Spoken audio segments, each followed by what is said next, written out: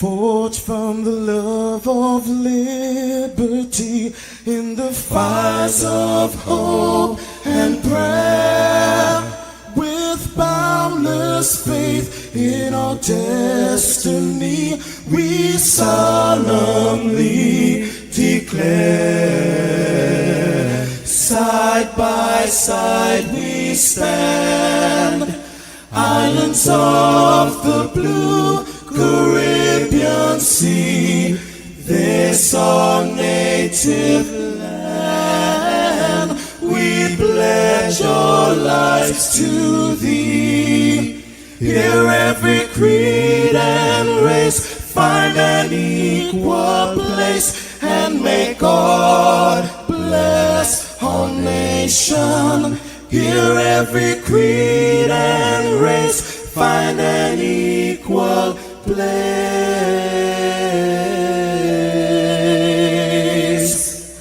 and may God bless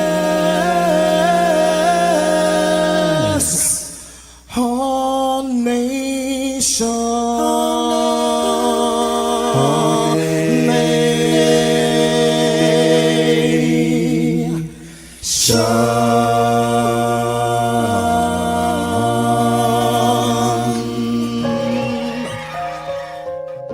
Heavenly Father, we come before you at the start of this new day, giving thanks for life, for health, and the opportunity to serve through this station.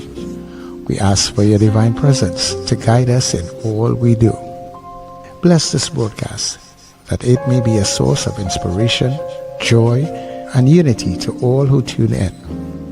Whether near or far, may our words uplift, our music heal, and our message bring light to those who need it most. We pray for our listeners wherever they may be. Grant them strength for the day ahead, peace in their hearts, and success in all they put their hands to. Cover those traveling with your protection and those at home with your comfort and provision. Lord, may everything we do bring honor to you and be a blessing to others. Guide our steps, bless our efforts, and let this station be a vessel of positivity and hope. In your name we pray. Amen.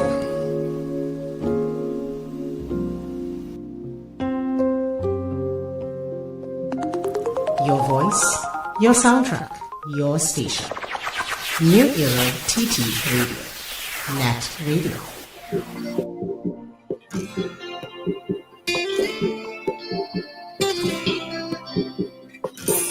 Another day above ground, I see.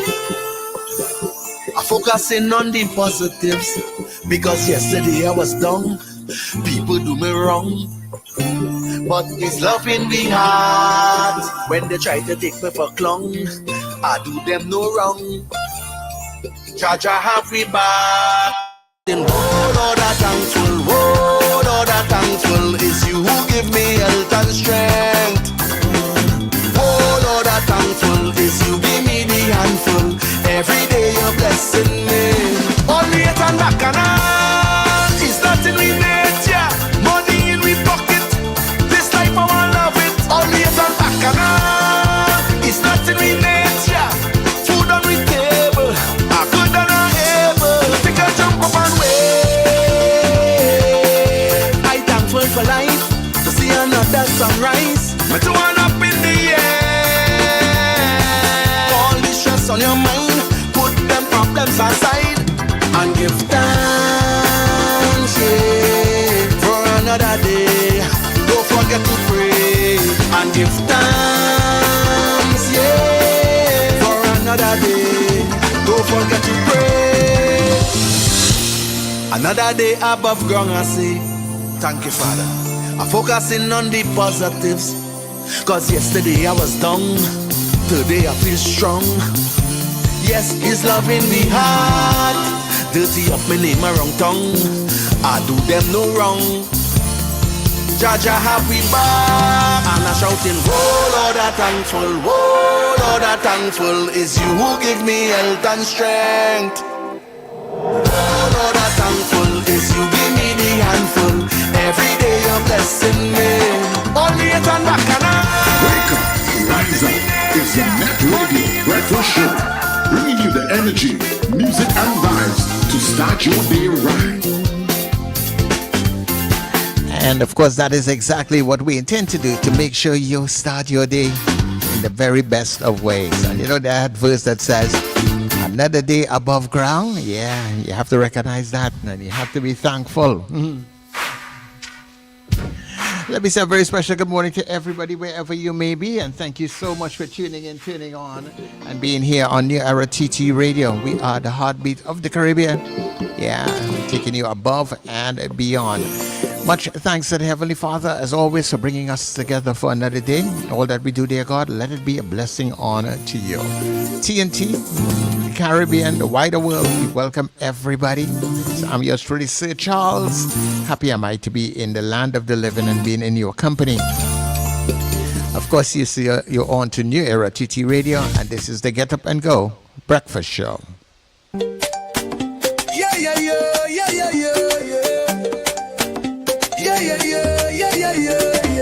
Wake up, it's a brand new dawn. The breakfast show got the vibes turned on. From Maracas Bay to the Savannah line, let's start the day in Caribbean prime. Good vibes rolling through the air. The breakfast show, energy everywhere. We talk, we laugh, we make you think. Grab your doubles or your morning drink.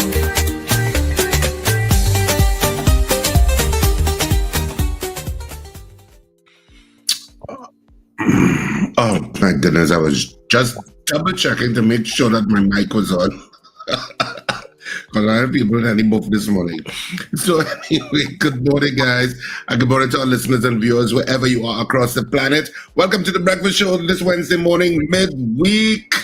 Put some energy and some step in your pep as you get ready for work, your commute, or just to lie down in your bed and watch us on television, on cable TV, up and down the Caribbean, or getting ready to do whatever you do in the morning, whatever that is. A special good morning to you wherever you are, and good afternoon or good night wherever you are. Welcome to the breakfast show, and of course, good morning to my co-hosts Wendell and to Charles. Good morning, guys. Good morning, guys. Good morning, Sir Charles, and good morning, Richard. Good morning, Trinidad and Tobago, and good morning, listeners and viewers all over the globe. It's Tuesday morning, and Richard, I don't know, well... Wednesday morning, Wednesday. Oops, sorry. My apologies. Skipped a whole day there, yes. Yes, but this morning had, of course, I don't know what's going on in Arima these days with the weather. It's just so crazy.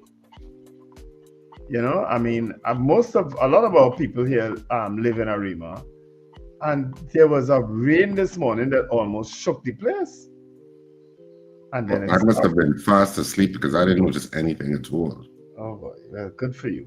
You know, or maybe it's just down by you because you know it have some things in your house that God trying to get rid of. I don't know. He said it rain. Well, God failing. I've never had to say that before, but God is failing.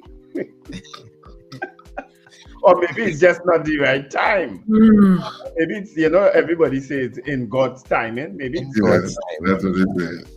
That's what it says. Maybe it's just not in God's time. But we're here. We're happy to be in the land of the living. Condolences to those who would have lost loved ones. And of course, I have some birthday greetings today. One is Cecilia Salazar. Right, Cecilia. Happy birthday, Cecilia. From well, so many different places, but of course her classic is always American Dance. You know, that's a classic, you know. And of course today is also Paul Richards' birthday. Dr. Oh, today's Paul's birthday too. Happy birthday, Paul. It is. I got an early morning message from him, a timely reminder. Because when I walked on Emancipation Day, after I got back to my vehicle, I suffered terrible cramps. And I was told that I wasn't hydrated enough. You know, I needed to drink more water. So Paul sent a message this morning from someone who posted about his experience that he had a stroke, and it was because he was not hydrated enough. He didn't drink enough water. You know, so good morning and happy birthday, Paul. I hope you have an absolutely wonderful day. He tell me he sent back a message, you know, in his own style. Drink plenty water and release plenty too. you know, he can't go without getting another jab, right? So happy birthday, Paul. And today is a birthday of someone who's listening. Her name is Arlene Taylor. She is the wife of Robert Taylor from Fernandina Beach. Arlene's birthday is today. Arlene, have an absolutely special birthday. Robert has lots in store for you. He said it's a big secret, but of all his sugars, you are his most granulated. He says roses are red, violets are blue, and nothing. His love for you is as. He said since the day you came into his life, it's been nothing but love and such joy and happiness. Of course, Robert called me yesterday to remind me today is his wife's birthday, right? But he does love you tremendously, Arlene, and whatever. But you met Robert, right, Richard? Yes, one time we had a drink at Castro's. Yes. Robert is Jareem too. Oh God, I didn't think I could see somebody redder than Richard, but Robert redder than Richard. Imagine somebody redder than Richard, right? Robert is that person, you know. But he is celebrating his birthday with his wife today, so hopefully you guys get beautiful weather out there in Fernandina Beach and have an absolutely wonderful day. All right, Arlene. So if Robert if he laps today with any gift, just remind him what Wendell said on radio this morning. All right. And for all those others celebrating birthdays today, have an absolutely fantastic day. All right. What did I miss? Right. Of course, I'm still battling. I don't know what it is. I don't know if it's a cold. I took Panadol multi-symptom. I took Richard's advice and some weird tongue name tablet he tell me to take. Nimulted. Is Nimulted, Richard? No, that wasn't suggested by me. That was suggested by Aidan. All right. Well, it came through you. And Yeah. I tried that. So, I mean, I took sleeping gummies and I kind of knocked out. But, you know, that doesn't work with me really. Especially when the rain comes down as hard as it did overnight in Arima. I don't know what outside is looking like now, but I know that it was raining pretty early this morning, you know. But as I said, so you don't have any kind of special bush by you for cold hunting? You know, people had bush hunting, you know, this tablet all they take it. One, I have bush in the back of the yard. I have soursop leaf. I have citronella bush. I actually slept with citronella. The vape. I'm sure the listeners know what good for cold with bush. Yeah. Let's send some bush for Wendell. What kind of bush to use? Besides fencing. You think them things work really? I've heard all different kind of remedies, but I don't get the cold really. You know, I think my body's just a little tired. You know, and it's probably yearning a plane ticket. That's what it's yearning. Normally that fixes me, you know. A plane ticket and I good, you know. Wendell, one person on the WhatsApp say you need some pickaxe bush. Pickaxe bush? Yeah, and then they said that help dig up the coal. That was I don't get the cold. So I don't rattle, I don't cough and rattle and all those things Pickaxe bush. Oh my word. I wonder if that's actually a name of a bush boy. I wouldn't doubt it. I wouldn't doubt it at all. I wouldn't doubt it. Maybe we should get into our good news segment at this point. I have so many good I hope news. you get the video to play this time. I sent that's not good news. That's the show itself, isn't it? Okay. All right. Isn't it? Well, the one with Gaston Brown? No. Oh no. I didn't use that one. You didn't use that one. Okay. You fix that. You the boy. It was David West sent it to me yesterday actually. Right. David West sent me a couple of them that we were struggling with. So thank you, David. Yeah, morning, David. David West, not West. I said West. You sure? Yes. Okay. But anyway, let's get into some good news. And well, there are kind of two things. Well, the clip that you wanted me to play is the other one, right? The TTPS one, right? Which one of the TTPS ones that is? Did you want me to? Then you sent it in the group, and you said play this tomorrow. God, I don't know what it's affecting your brain too or what. Yes, go with they have. Oh yes, that one. That one, because it ties in with what our discussion yesterday with prayers and so on. And imagine a man gets suspended because he's doing a ritual. But this is what the TTPS. This is a promotion from the TTPS. Okay, play that one. So you want me to play that when? No. The TTPS one? Yeah. I mean, you could choose, but we have to play that because we have to show people. You see, the level of hypocrisy in this place is astounding, you know. It is astounding. But okay, let me play the TTPS one before I do the good news. All right. Good day, Trinidad and Tobago. And I'm here to invite you all to come on down to Queen's Park, Savannah on Saturday, August the 9th. Mark that day, Saturday, August the 9th at the Queen's Park, Savannah. Worship, Word and Warfare. 999. Dial Jesus. On August the 9th, we'll be dialing Jesus.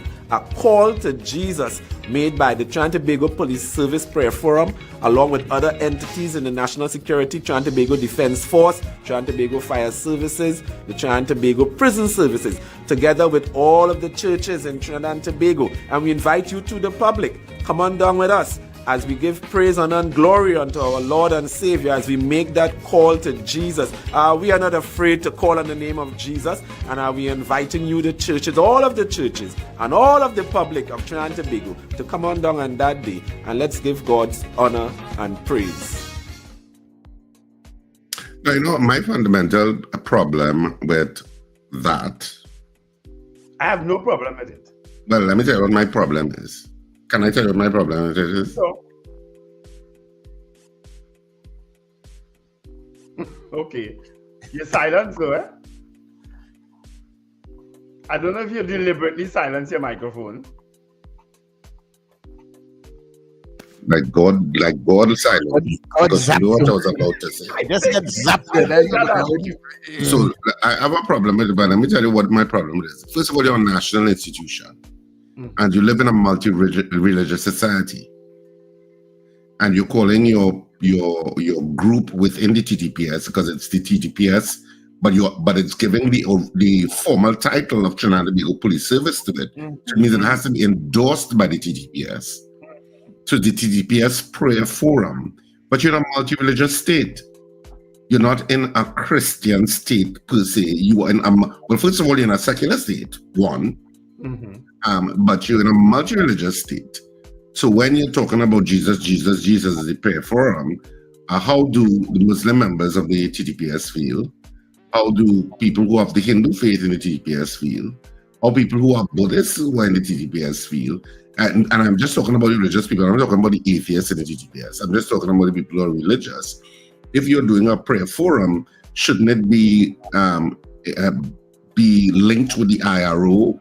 In terms of covering, you know, whether it be Orisha, Baptist, all of them which have links to Christianity, but the other Abrahamic religion, which is Muslims, because we don't have, well, we may have some Jewish police officers, who knows, and of course, the issue of Hinduism.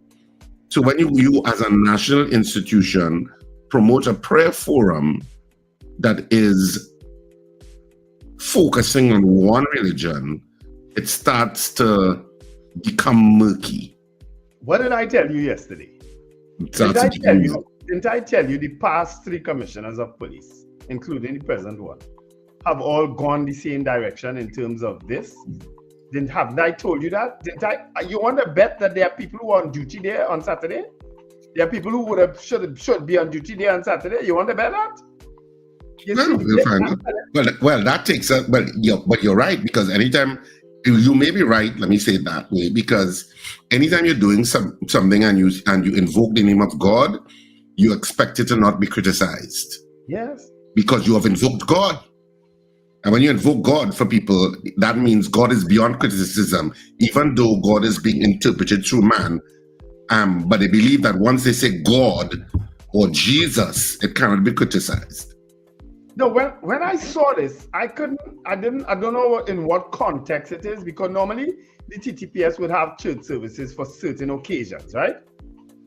They would have to, but so I don't know what is the context of this particular one. Well, it's a public ad, isn't it? A public ad? Yes. It is an ad. Right, so I'm just saying, I have no problem if you have a division called Prayer Forum, you know. As I said, my problem is you are a national institution in a multi-religious state, so you need to be careful how you present yourself when you're using the title TTPS. I hear you, and my I agree with you there. Yeah, I agree with you. TTPS need help, eh? Not all inclusive. Yeah, I have no problem with the TTPS calling on God or whatever. What I have a problem with is that the people who call on God ain't calling on the other colleagues to do the right thing. Yeah. They're calling on God to fix the wrong of the other colleagues. Not only that, Wendell, some blatant lying that takes place in police statements by police officers who know that they have done wrong. Yep. Disgusting, nasty, and then all they want to go and put up all their hand and say Jesus, Jesus, Jesus. That's my problem. Yeah. That is my Well, problem. I agree with you there. No objection from me. Lying in police statements, Call on God. blatantly. But fix your Blatantly. colleagues to do the right thing too now. Christ, man. Well, that is not a police alone problem. That's a mankind problem. Well, you're also right. You're also right, Sir Charles. You are right. You are right. That hypocrisy, which we touch on. But let's go to the good news and come back, because I have two good news to play, because I just feel like playing two today. So whatever, and I'm in control of the boat.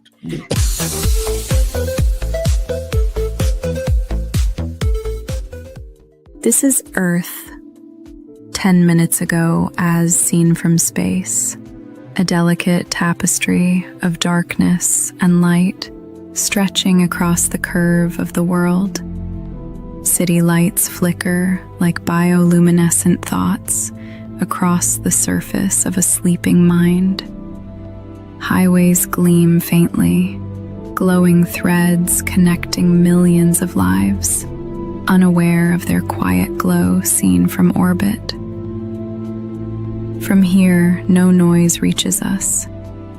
The chaos, the triumphs, the tragedies, all are swallowed by silence. Yet the lights tell their own story, of civilizations born, of dreams pursued, of humanity reaching ever outward, even as we forget how finite and rare this planet is. Each tiny glimmer is a beacon of consciousness, of sentient beings defying the night. I spent 10 years of my life studying religions to see which is better. All of them are against women. All of them follow racism. All of them class oppression.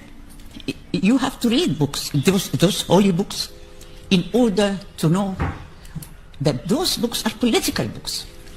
Religion is a political ideology. Religion is not a moral ideology. It's not about ethics. Is there ethics in religion? We have to ask ourselves. Is there ethics in politics? Because there is no real separation between religion and politics. Religion is a political ideology, and politics cannot exist. Governments cannot exist. Political parties, even the Marxists, cannot exist without religion. They need God all the time to justify injustices. When you use God to justify oppression of women, veiling of women, oppression of poor people, class oppression, race oppression, when you use God, then everybody is afraid to criticize. So why people are very afraid to criticize religion? and to be apologetic. Why? We have to face this. Because I know many people who are Marxists. I lived with them. Marxists, and they are atheists. But they are very apologetic in relation to religion, under the so-called freedom of choice. They say people are free to choose their religion. Number one, we didn't choose, because there are hundreds of religions. You have to study all and then to choose. And they say, well, women are veiled because this is freedom of choice. We should not prevent women from being veiled if they choose it. Do women really choose to be veiled under any age? Why women are veiled and men are not veiled? I'm not against the veiling, but everybody should be veiled, not only women. I'm not against the nakedness, but everybody should be naked, men and women.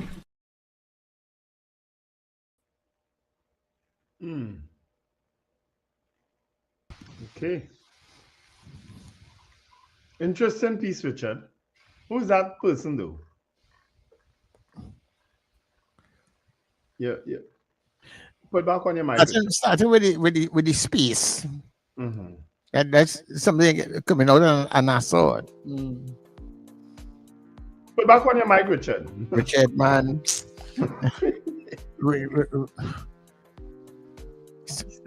Wendell, I don't know what to say about Richard. No, you hear me? Well, we know. Thanks for putting on your microphone. Bringing up a message, your mic is not supported by the browser or some craziness like that. Oh. So it's giving me an error message every now and then. It comes across my screen. That is a NASA, I think a NASA video from TikTok. So Charles, to answer that question. The other one, I'm not so sure who it was. It was sent to me by Marlon. In terms of different people send me links. Yeah. From time to time to showcase as good news or food for thought, basically. Food for thought. All right. But so that was the end of our good news segment. Let me end it and then we could get into the conversation.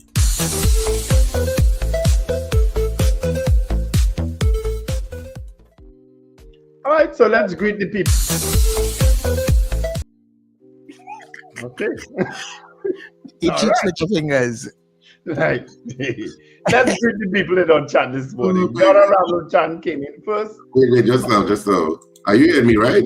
Yeah. Okay, because it keeps flicking on and off. So obviously you have to unplug and plug back in, but I don't want to do it right now. Yeah. Donna Ramlo Chan came in at 7:33 p.m. Unplugging the device. Wow, that's early, Donna. Josie Richardson, top of the morning, everyone. Do have a splendid day from South Oraput. Suzanne Jessup also says good morning. Morning, Susie. Subash from Woodland. Felix Kazo also says good morning. Boy Bidesi from Debe. Boy, I had a video from Debe last night, boy. There was a town meeting, I think, with Dr. Munilal. And people I think I have that video. I may have that video, I sent that to the chat this morning. You did send it, and I can't remember if I uploaded it into the system. I may have. I'll check that now. Maybe we could play it at some time. Ava Smith says, blessed morning. Marcia Rock is from Orlando. Is Marcia Rock, I think. Brennan Smith from Goodwood. Margaret Thomas. Sherwin and Juliet Kerr from Arima. Lennox Francois from Baltimore. Diane Payne, Wendy Ann, and Frank James from Aranguez. Marlon Motley from North Valsain. Morning, Marlon. Click Money Grip. Carol Guevara, Alistair Hart, Odell Guy, Anthony Miguel from New York. He's in Queens, New York. Estelita Sampson from Vista Bella. Good morning, guys. The TV was spotty on time this morning. Okay, yes, it was on time. Spot on time. Lambert Bruce from El Dorado. Doreen Pierre. Hump Wednesday. Andre Reno. Apollinaire says good morning.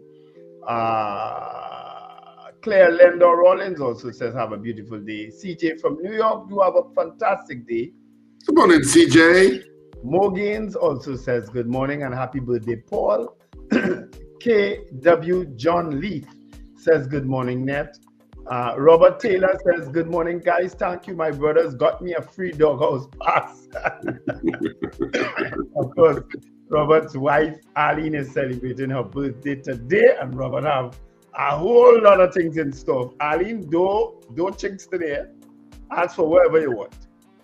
Mrs. R says, my mom. Arlene is from Arima too, you know. Yeah. You know Arlene is from Arima too, right? Arima also, yes. I think Robert mentioned that. Both of them red. Ooh. Yeah. Mrs. R, good morning. My mommy says red is not a color for her. She and they are just light brown. Rena Budu Jennings says, good morning. Some rain fell. Morning, Hun. Mrs. R and them sending out greetings. KW John Leet says, good morning, Wendell, Richard, and Sir Charles. Rena Jennings says, hi, good morning. All right. Helen Prescott, morning to all. Kurt Hope, happy birthday. Paul, Estelita Sampson, Chandelier Bush. You have a pickery flower like a bulb. I guess that's a my cool. Yeah. Pickaxe bush. Yeah. Good. Valerie Mendoza says, good morning. Mo Gates also says, Richard is a boss. David Wares says, but nothing is wrong with his cause. It's not when the public need them. You stop them feel so. Siobhan Shogun says, Morning, David. Siobhan Shogun is buying into your conspiracy theory that God silenced you just now when he took off your mind. Chris Toussel says, Wendell, you may need a double palm session. I've never been to a double palm, Chris Toussel. You must tell me what it's like. Bernadette Yates says, good morning, Wendell, Richard, and Sir Charles. Bernadette. It's not coming off this message for some reason. What's that?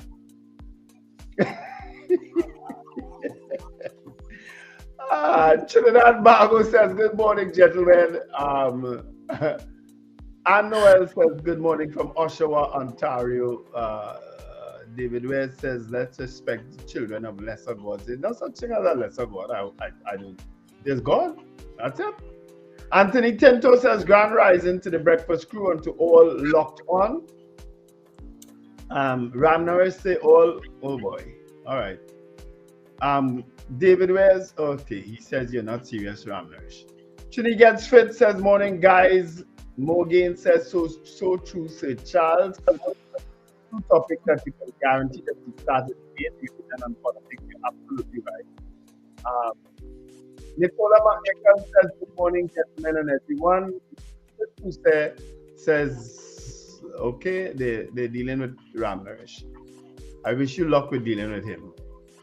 Or him or her, whoever it is. Every time I hear the word hypocrisy, I'm hearing white jacket, black jacket. That's Nicola McNichol. Sankofa says Police Commissioner Erla Christopher would be proud and vindicated. You sure right? Garfield Hazel says, good morning. Nicola McNichol's no ethics in religion and especially politics. I don't totally agree with that, Nicola. There are plenty ethical people in religion and in politics. Sankofa says religion is the Siamese twin of politics. Carl Guevara says, still looking for good news in those videos. Look again. You didn't find the thing of Earth. Yeah, Good news. the space was nice. I enjoyed the space. The space. The other one was food for thought. But you didn't think that looking at Earth from above and the kind of poetic words that were being said was good news? Yeah. And the police who are so inclined, the police, the army, the Coast Guard, the fire officers, all of them who were invited to that prayer session on Saturday, they will find good news in that. I'm sure they will. We don't do it only for you all, you know, we do it for everybody. So there are a lot of police officers listening to us now who are happy to see that we promoted something from the TTPS. That's all. Mm-hmm. Brent Hackshaw says, good morning, gentlemen. Kurt Hope is from Music City in Nashville. Shema Paul says, good morning. Ambrose Blau from New York. Evans David says, good morning. Wendy Jogi says, good morning. That's a new name. Ray, hey Ray, how are you? Good morning. Prabha Ramdial, how are you going, Miss Ramdial? Says good morning. Kazim Mohammed also says, good morning, gentlemen. Wendell Nemo said is for, no, not Nemo said. I'll get the name. It's something else there. It's for sore throat. Kazim. Victor Tong says good morning. David McCarthy says top of the day to the professional trio, maximum respect DL also says, good morning, crew. Richard, okay. Next, trying to grow a goatee. Okay. Is that what you're trying to do there, Richard? Is that shadow? Richard, I don't hear any face. Magic says, grand rising, gentlemen and breakfast crew. Oliver Manwarin, Julia Batiste, love watching your show, guys. That's from Wendy Jogi.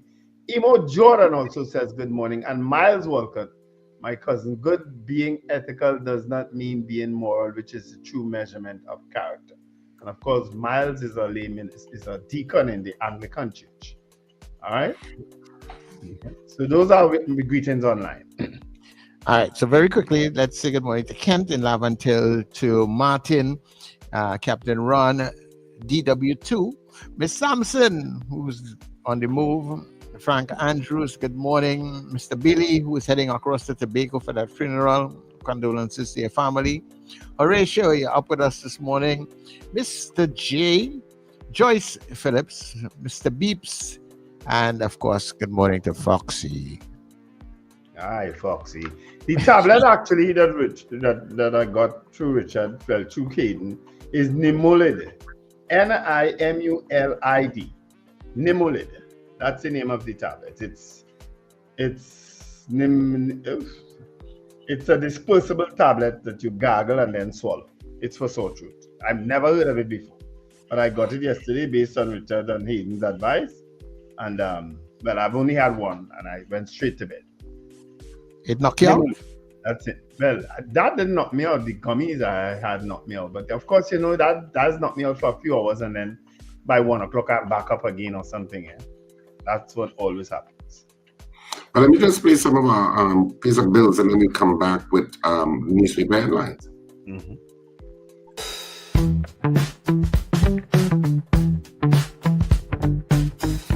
S&H Rumbox, 137 Western Main Road, St. James, for all your retail and wholesale needs for alcohol and non-alcoholic beverages. Call us at 686-0599 or visit us at 137 Western Main Road, St. James. S&H Rumbox, drinking out of the box. San Fernando, get ready. The Roadie one-man show is coming to the Southland. Sunday, the 17th of August at Sapa. Tickets available at all K-Squared locations. At Police by the Park, Southern Food Basket, Coffee Street, and San Fernando. Sapa box office from the 14th of August and Island Eat tickets online. For more information and box office inquiries, call 682-0467 or 683-4843. This show is strictly 18 years and over. The Roadie one-man show is heading to the Southland.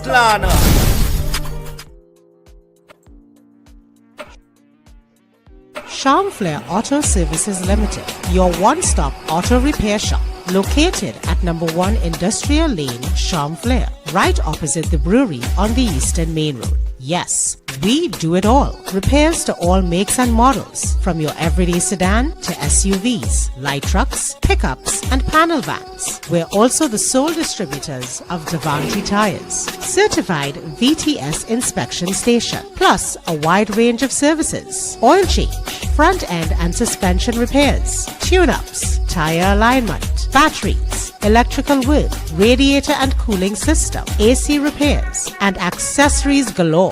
We offer pickup and drop-off service too. Call us today at 662-6545 or 662-6572. Follow us on Instagram and Facebook. Charmflair Auto Services Limited, number 1 Industrial Lane, Charmflair. We do it all.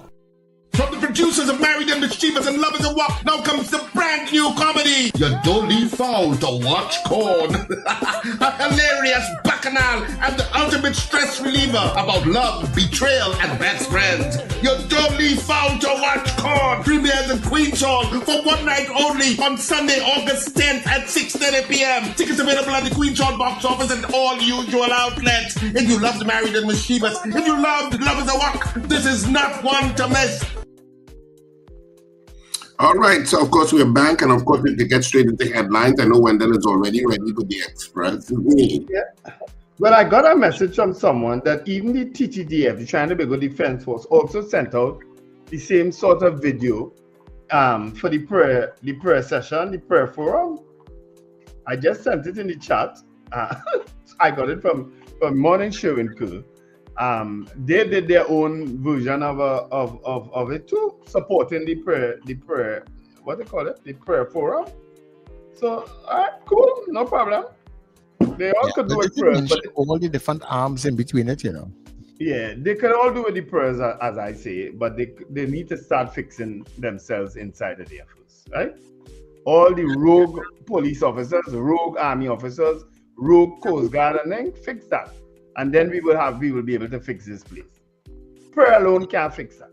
Yeah, you can't be praying and turning a blind eye to all what your colleagues do.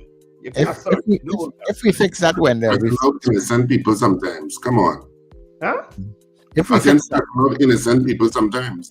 Yes. You need to stop doing that. That's what you need to do. yeah, I was telling you, Wendell, if we could fix that, we fix like 60% of the crime in this country. Yes, I keep telling commissioners that. You understand? And I mean, the commissioners in denial, they are in denial. Faith-based. No problem with that. I have no problem with all the prayers. But please, prayers can't fix your rogues and your criminals inside of them organization. Prayers can't fix the whole thing. Eh? Anyway, Trinidad and Tobago Express, Rowley Defense Privy Council access calls for visa waiver.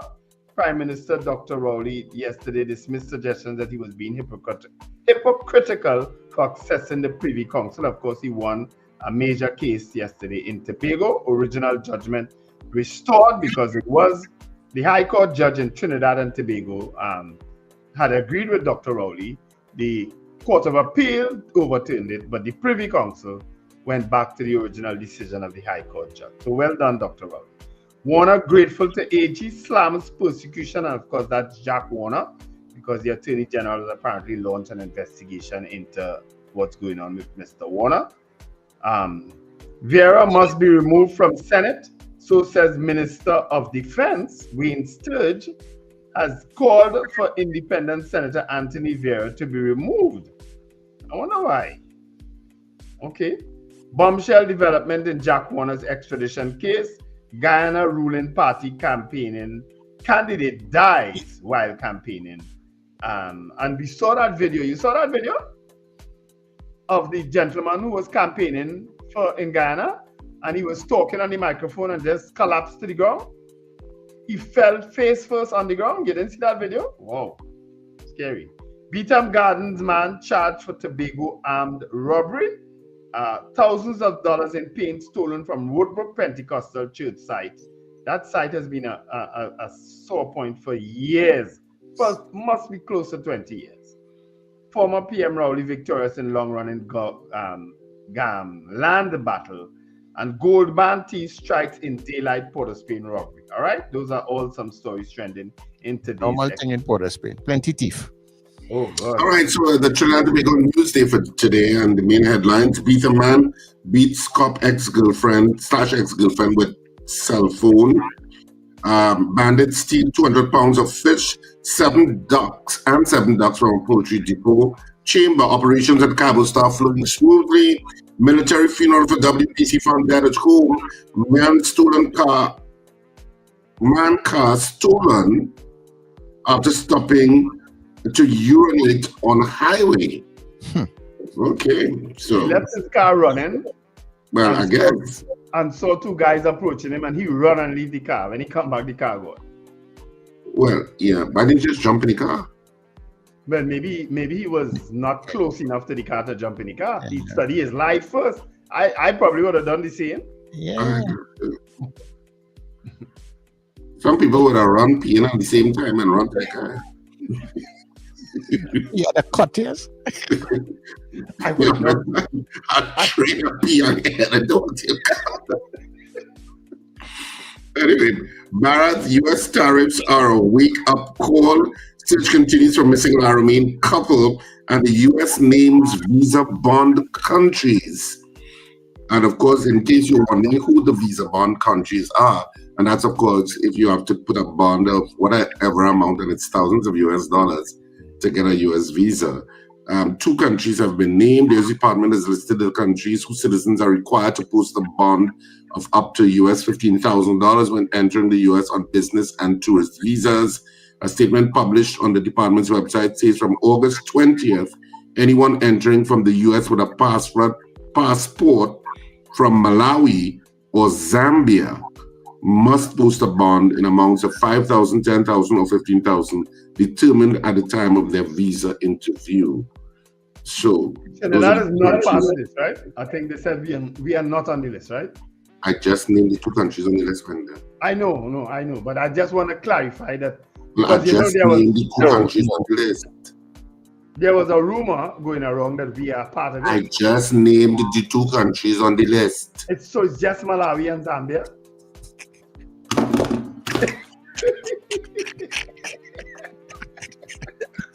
So Charles, can you do the garden?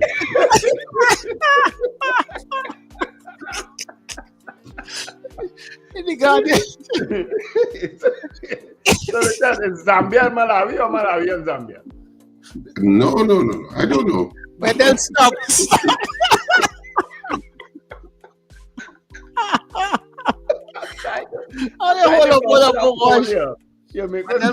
When then stop. Let me sip my coffee. Yeah. In the Guardian, City starts process to remove Columbus statue. Former PM Rowley wins land dispute case of the Privy Council. Lifeline for Jack. AG Jeremy says key document in U.S. extradition case missing, and he launches a probe. And in the same story, Barrett urges swift government action to protect TNT trade. AmCham TNT raises concerns over U.S. visa bond policy. And CPEP job cuts take toll on communities. Bush growing all over the place. And finally, COP, the couple. Killings down, although SOE not aimed at homicides. Right, that's it. For the guy. All right, well, now is when we can open up our lines. Homicides. What is that? Did you just say homicide? Yeah, that's what I said. Okay. And you said near you? You said missed that one? What is that? He said homicide. Homicide? Yeah. Who said homicide? Sir Charles. You said homicide, Sir Charles? Yes, I think that's what I just said. Okay, well, when you go back Uh-huh. and you're watching the show, you can edit it out.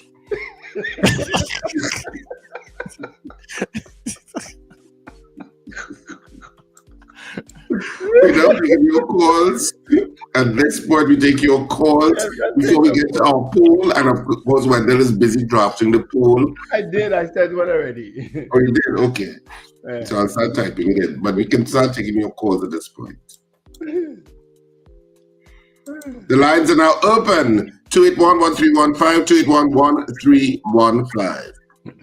Dean Allen, I'm not sure what you're referring to when you said no. My good gracious me, Wendell. I'm not sure which one of the what are you referring to there? Because we have fun in the morning, you know. I don't know about you all, you know, but we don't take things as intense sometimes as you all do. Trust me. We can't afford to. What? Okay, that's online. Good morning. Good morning, gentlemen. Morning, Miss. I saw 2 videos the other day. One with a young lady walking facing a police officer and just walking backwards, so he wouldn't do talk to her.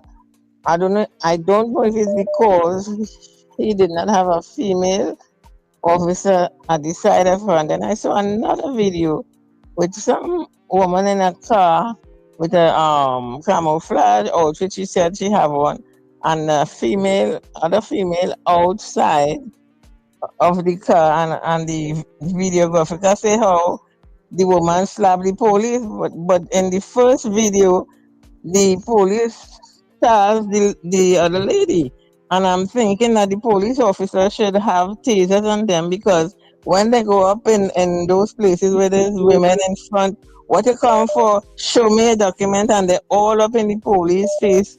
Sometimes it's just one officer I'd have and about 5 to 6 people around him. So I'm thinking that police officer, each one should have a taser on them. That will solve a lot of problem where the police is disrespected. Okay. What do you think about that? Yeah, have a good day. I haven't seen either one of those videos. And if Lincoln didn't send them to me, they do exist. No, I'm just teasing. Dean, yes, I understand. I understand what you're talking about now. Richard and I we were just having fun. Trust me. You see, in Muppet Show, I have two grumpy men, and Richard like to portray me and Charles as them. But I think there has to be a show with one grumpy old man.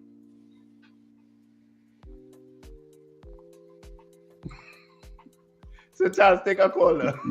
I don't have the call. I can't take what I have. Look at the curse words forming in his mouth right now. I see that coming up. No, 281-1315, 281-1315. That's the number you can call to get interactive with us before we go to our morning poll. Good morning. So the line is open. Hi, good morning, my dear. Good morning, Sir Charles, Richard, and Wendell. Good morning. I'm rolling this morning. I real thinking that Wendell, Richard, isn't that simple? Oh, I say I know Wendell's be down St. James, but you don't get like you're down St. James. No. Oh yeah, I'm real laughing this morning. Serious. But great program as usual. Great program, gentlemen. Thank you, Susan. Take care. Thank you. No problem. Oh, yes. 281-1315. Of course, if you're outside of Trinidad and Tobago, you can call 1-868-281-1315. Just add the 1-868 to it. Good morning, caller.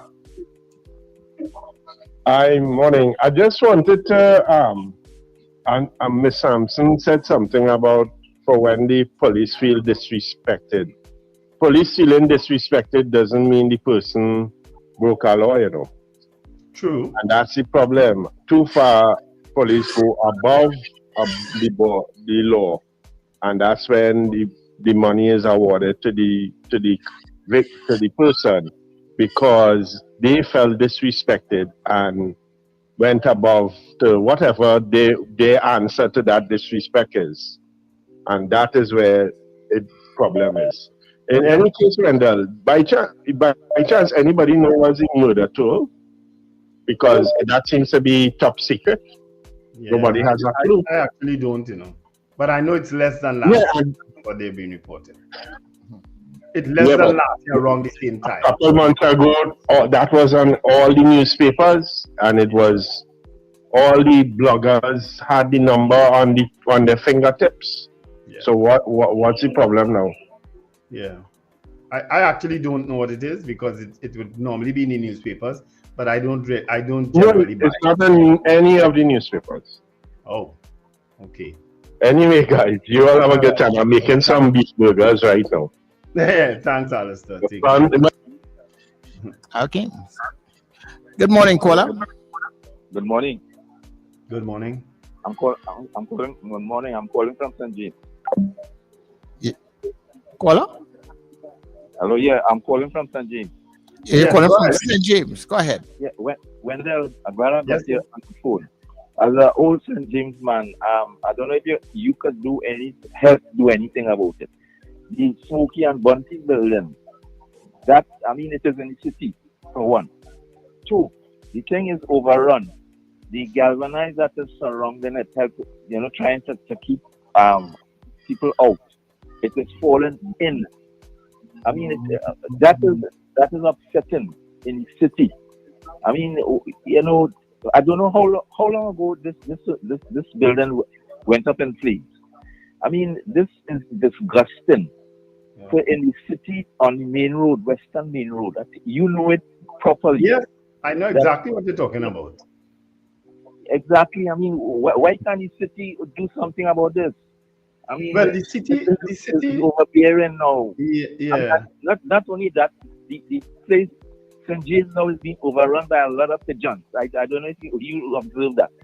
I mean, we have to do something about this. I don't know how you can help. I mean, I would love to go to. I don't know who to go to about this. This is in the city. Yeah. Thank you. Well, the area St. James has. Well, I'll tell you something. That particular building. Let me start with that particular building. It was burnt in a fire some years ago. Must have been more than 15 years ago. That building burned. And it wasn't owned by Smokey and Bunty. A lot of people felt that Smokey and Bunty had owned the building. They didn't own it. I think it's some Chinese nationals actually owned that building. And they attempted to fix that building, even though the building was burnt. They attempted, if you notice, that building have some new concrete blocks in it. They attempted, and we as the city corporation intervened and put a stop to it, because they were actually trying to fix a burnt out site, to restore a burnt out site. Since then, it's just been left there. I really don't know what's going on. But Monday, I passed through and I noticed all the galvanized disappearing. I don't know. I really don't know. I can't say what's going on there. But there are 3 local government people in the area: Jamil Biznat, Owen St. Rose, and Imran Khan. I'm going to follow up with them. And of course, the mayor of Port-au-Prince to find out what is going on with that particular site. And with what's happening in St. James is suffering also because of lack of neglect and maybe even lack of CPEP. St. James is suffering too. Just like DB on a video this morning. Plenty areas are suffering now because the people who were cleaning the areas are no longer employed. That's what's happening. Let me just quickly respond to Alistair just now. Alistair, it is in The Guardian today. I just read that headline for you about what the Commissioner of Police was saying. Between January 1st and August the 4th, 231 murders were recorded compared to 271, a 14% drop. So it's in The Guardian today for Alistair. All right. Yeah. Good morning, Lincoln. Good morning, gentlemen. Again, I'm dread static, so I don't know if you hear me well. Yeah, we hear you, but we're not hearing no static, so go ahead. Okay. Well, 2 things I want to discuss this morning. One, we've been hearing so much. Every commissioner that comes and every statistics that comes, we're hearing a 14%, a 10%. And we're not supposed to have no crime in Trinidad and Tobago if everybody comes have a certain percentage drop in crime, you know. Crime in Trinidad is supposed to be 0. Because everybody come, they have a 10% reduction in crime. They have a 5% reduction in crime. Serious crime down by so much. So I don't know when it will reach 0. Because it's always going down, but it never reaches 0. That is the first question. The second question, the second problem I'm having right now, Wendell, I don't know if you might be more familiar with this problem, is I'm having a problem with Digicel. I am out of the country right now, and I only remembered after I left the country, you will be out of the country for more than a month. Suspend your Digicel services so you don't have to pay a month bill and you're not there. Safe and aside from that, when I got here, I recognized I'm still receiving calls. All right, Lincoln, here one. Let me take that after the news because we're going up to news time and we didn't do the poll as yet. You just get calls when you leave the country. You put leaving on your data, you mad. Yeah, take off your data. Paul Wendell. Did you all let me pull this up? The poll is, do you believe Jack Warner will ever be extradited to the United States? That's our poll this morning, connected to the story about some missing document that the AG can't find or something like that. So our poll this morning, do you believe Jack Warner will ever be extradited to the United States? That's our poll this morning. When did you either of you see the video with the girl who was being harassed on the Savannah? No. Did you see it, Sir Charles? No. Of course, we have an attorney. You want to show it? Because no, I don't have it on me. I have to look for it. Send it in the chat. But we have as our guest attorney Kerri-Ann Oliverie in the next hour. She'll talk about wills and inheritance and so on, a program that we promised you from some time back. We are doing it today. All right. So let's get ready. You ready for poll results? Yeah. All right. Margaret Thomas, no. Josie Richardson, no. Shirma Paul, no. Mrs. R didn't vote. DL, no. Nah. Joyce Phillip, no. Diane Payne, no. Andre, no. Ava Smith, no. Robert Taylor, no. Gregory Boyer, no. Lester Cragwell, no. Brennan Smith, no. Kazim Mohammed, no. Ann Noel, no. Helen Prescott, no. Finbar Collins, no. It's payback coming soon. See. Terence Roach, no. Andre Reno, no. Ram Naresh, no. Alistair Hart, no. Raina Roberts, no. Magic, no. Julia Batiste, no. Carol Guevara, no. Sankofa, yes. Trini Gets Fit, no. Rena Boodoo Jennings, no. And Sherwin Kerr also says no. All right. So we are on the news. When we come back, we will take from anybody who votes after Sherwin Kerr, from Kurt Hope. Well, Jason Samuel will take from him. And then we will have our guests in studio. Okay? 7 a.m. news is next.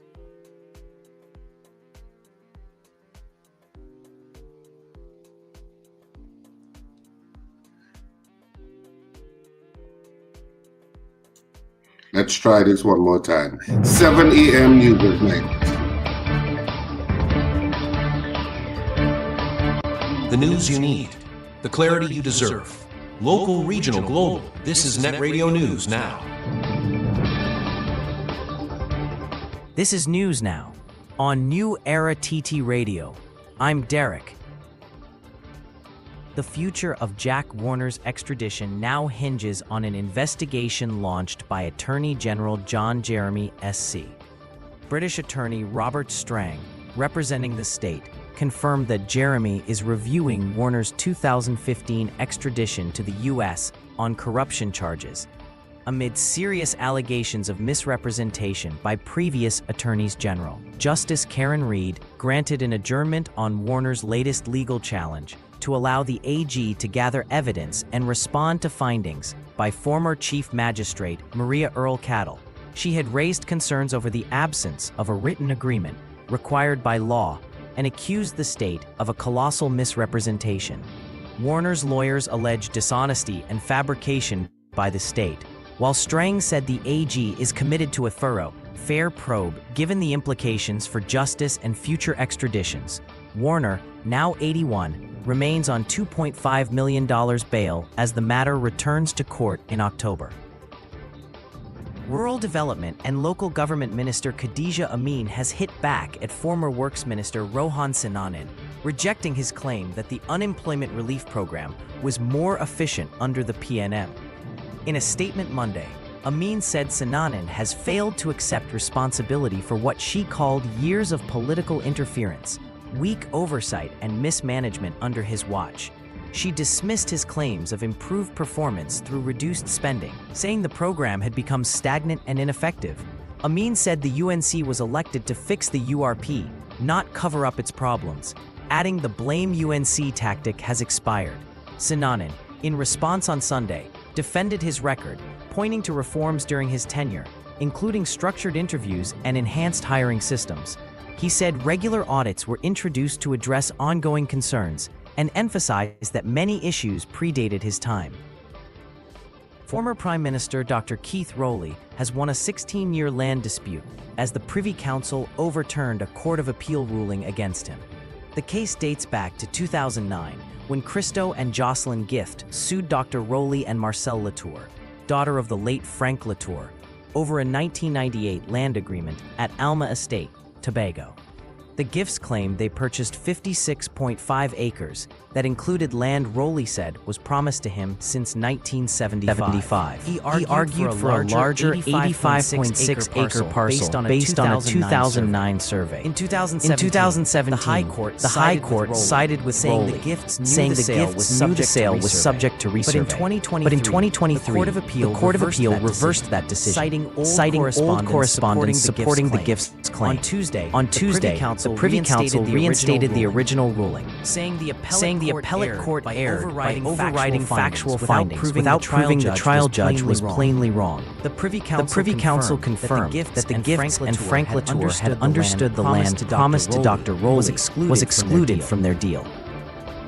Opposition Senator Foster Cummings is calling for the urgent reinstatement of youth development programs like the Civilian Conservation Corps and the Youth Agricultural Homestead Program. Speaking after signing the condolence book for late Senator Diaruk Timol, Cummings said over 40 staff from various youth programs were recently sent home, leaving initiatives stalled. He warned this move puts thousands of vulnerable young people at risk of being recruited into crime. Cummings also criticized the government's halting of CPEP, URP, and reforestation efforts, claiming nearly 50,000 people are now on the breadline just months into the administration.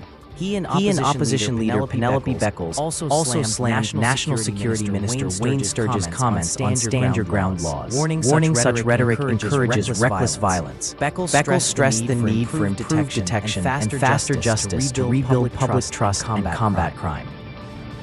An 80-year-old man is recovering after enduring a violent home invasion along Naparima-Mayaro Road on Monday afternoon. The terrifying ordeal happened around 4 o'clock p.m. while the elderly man who lives alone was in his washroom. Police say two masked intruders, one armed with a black revolver, entered his home and announced a robbery, demanding cash and gold. To force him to reveal the location of a firearm safe, the men reportedly beat him in the face and sprayed him with an aerosol can, igniting the mist to create a flame. The victim managed to escape into the bathroom and shouted for help. Neighbors heard his cries and contacted the Rio Claro police, but the suspects fled before officers arrived. The attackers stole $1,500 in cash, a $1,000 cell phone, a gold-colored watch, and 2 sets of car keys. PC Rampersad, WPC Roberts, and PC Rasawan are investigating. The victim received treatment at the Rio Claro Health Center. In the region, President of Guyana, Irfan Ali, has paid tribute to veteran educator and PPP-C election candidate Daniel Williams, who collapsed and died Monday night while campaigning in Region 7. Williams, headmaster of the 3 Mile Secondary School in Bartica, was addressing a political meeting when he suddenly fell to the ground. He was rushed to the Bartica hospital but was pronounced dead on arrival. An autopsy is expected to confirm the cause, with reports suggesting a possible heart attack. President Ali extended condolences to Williams' family, praising his dedication and promising to honor his legacy through continued development efforts in the region. A viral video shows Williams criticizing the newly launched We Invest in Nationhood Party, referred to as the Blue Party, just moments before collapsing.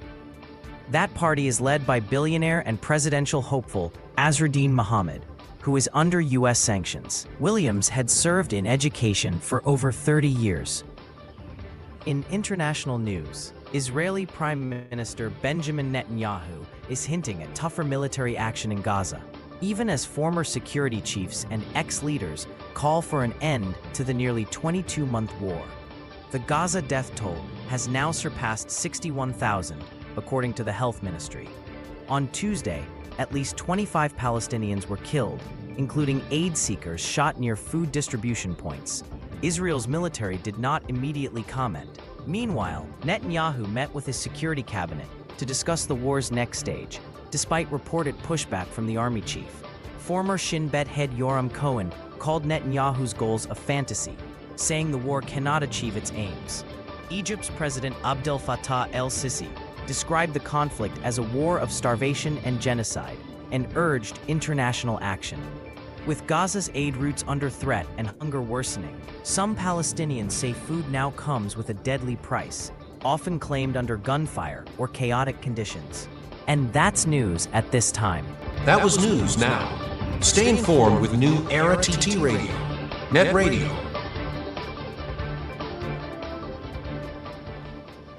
Your mid-morning just got better. Join Sir Charles for the mid-morning mix and mingle, where good music, real talk, health, and family matters come together, and your voice is heard.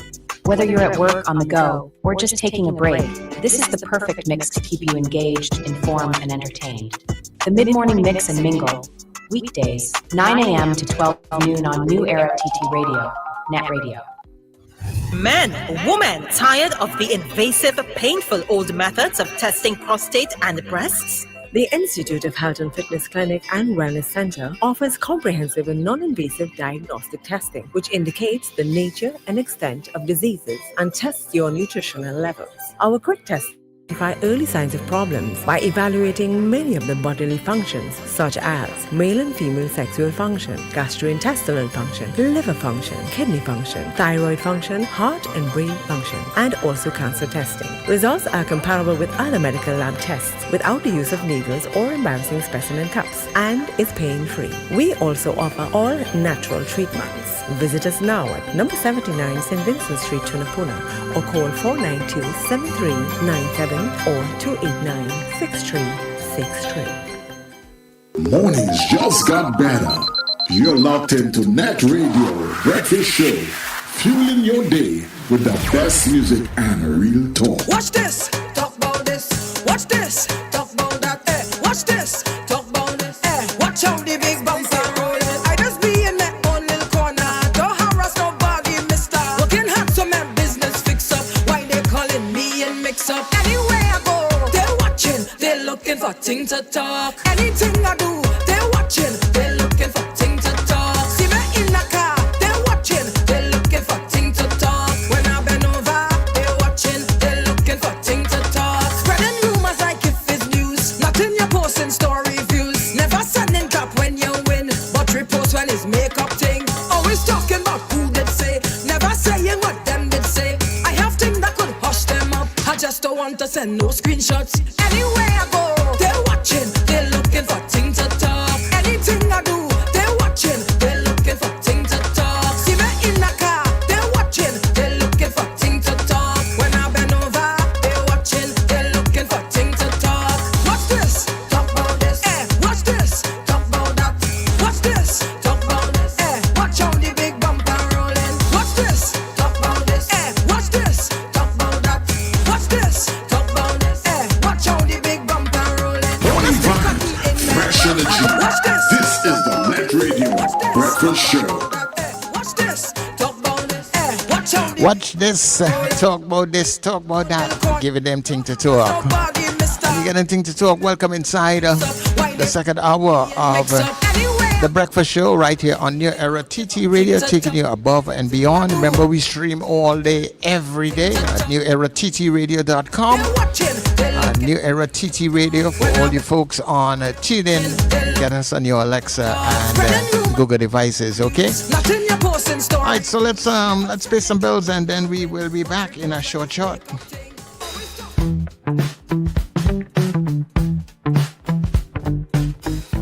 S&H Rumbox, 137 Western Main Road, St. James, for all your retail and wholesale needs for alcohol and non-alcoholic beverages. Call us at 686-0599 or visit us at 137 Western Main Road, St. James.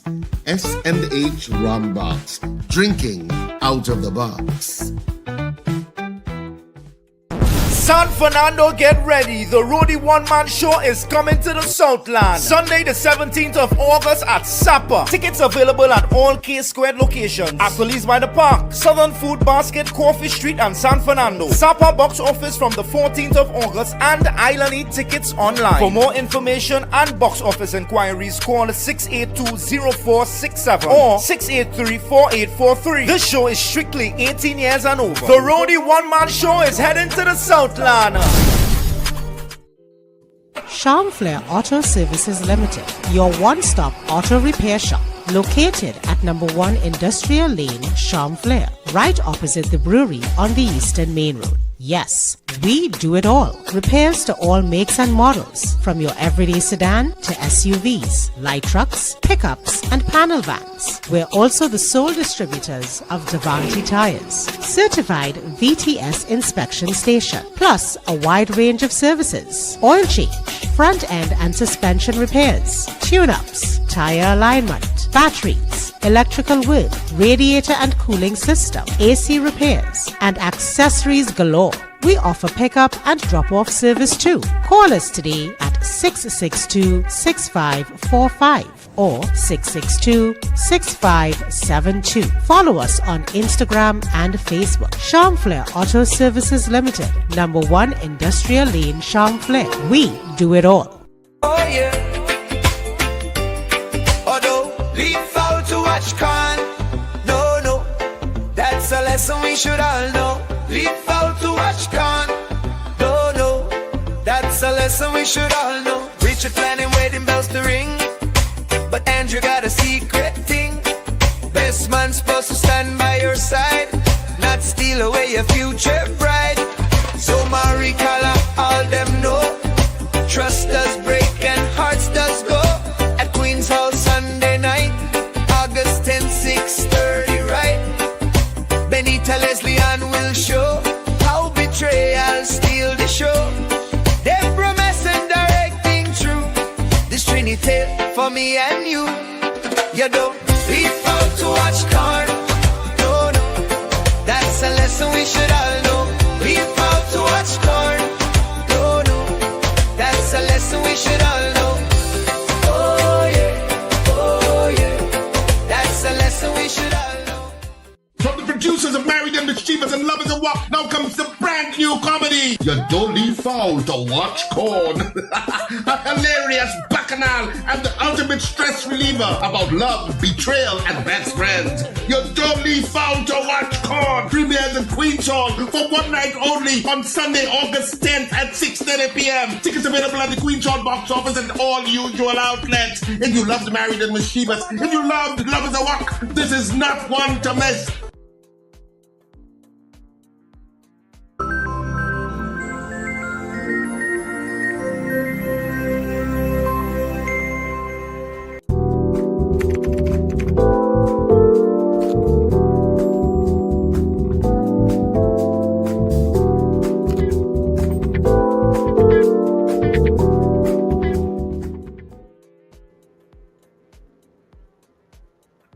All right, we are back.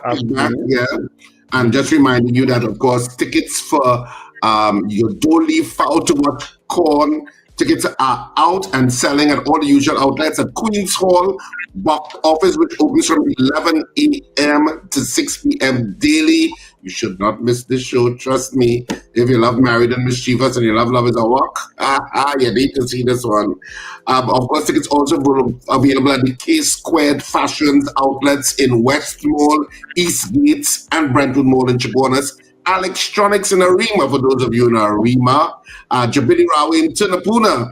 Antoni's Florals in Valpark Shopping Plaza, for those of you in that area. And of course, Sharpley Auto Services, which you should know. They also sell tickets. You should not miss your Don't Leave Foul to watch corn. It is hilarious. I mean, we're rehearsing, of course. Every night I have late rehearsals, basically. But we are laughing so much in those rehearsals because it is so funny. And you need a stress reliever from time to time. So trust me, you should not miss it. It's bacchanal. So of course we're back and we will continue with the poll counting at this point, not so Wendell. Who's the foul cock in that play? You or Andrew? Come and find out. I come in, but I want to encourage more people to come. We want to have a live day on Sunday. Who's the king cock? Yeah, who's the king cock? Oh, sorry. Poll Wendell. I'm getting so much thing there. Let me go. Let me get on with the poll results. Of course, do you believe Jack Warner will ever be, and the emphasis is on ever, be extradited to the United States? Ever. And every now and then I'm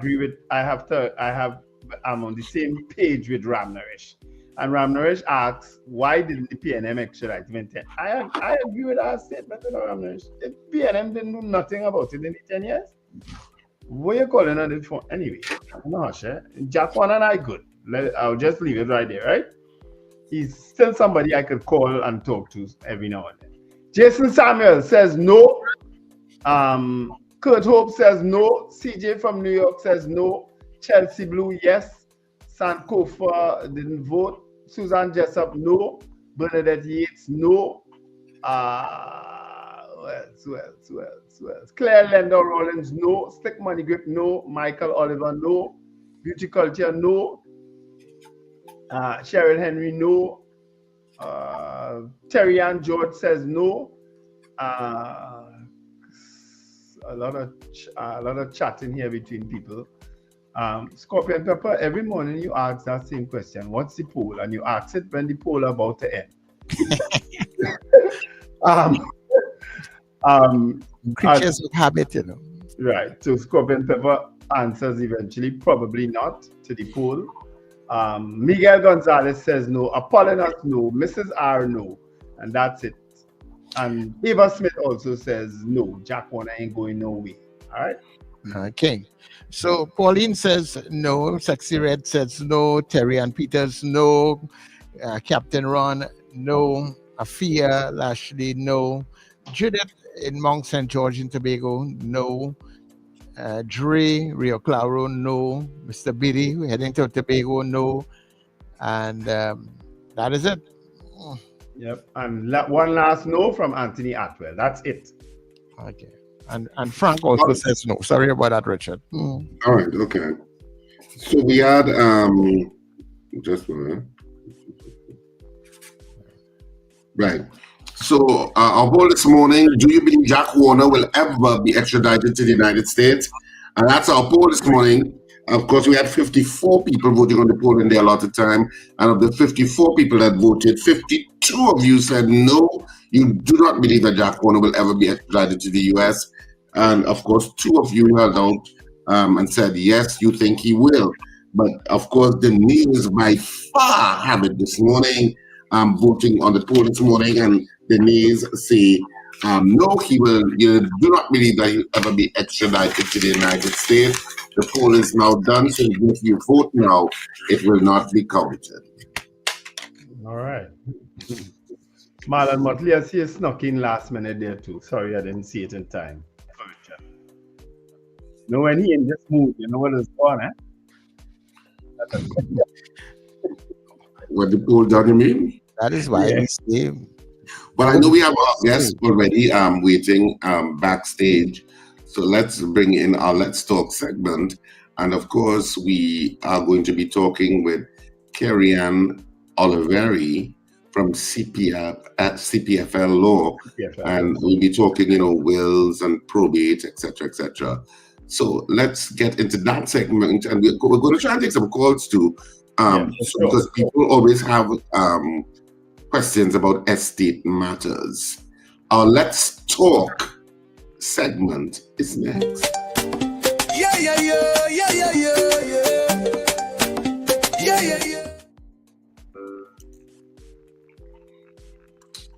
So good morning, Ms. Oliverie, and thanks so much for joining us on the breakfast show this morning. We appreciate you taking the time out of your busy schedule to speak with us. Hi, good morning. Good morning.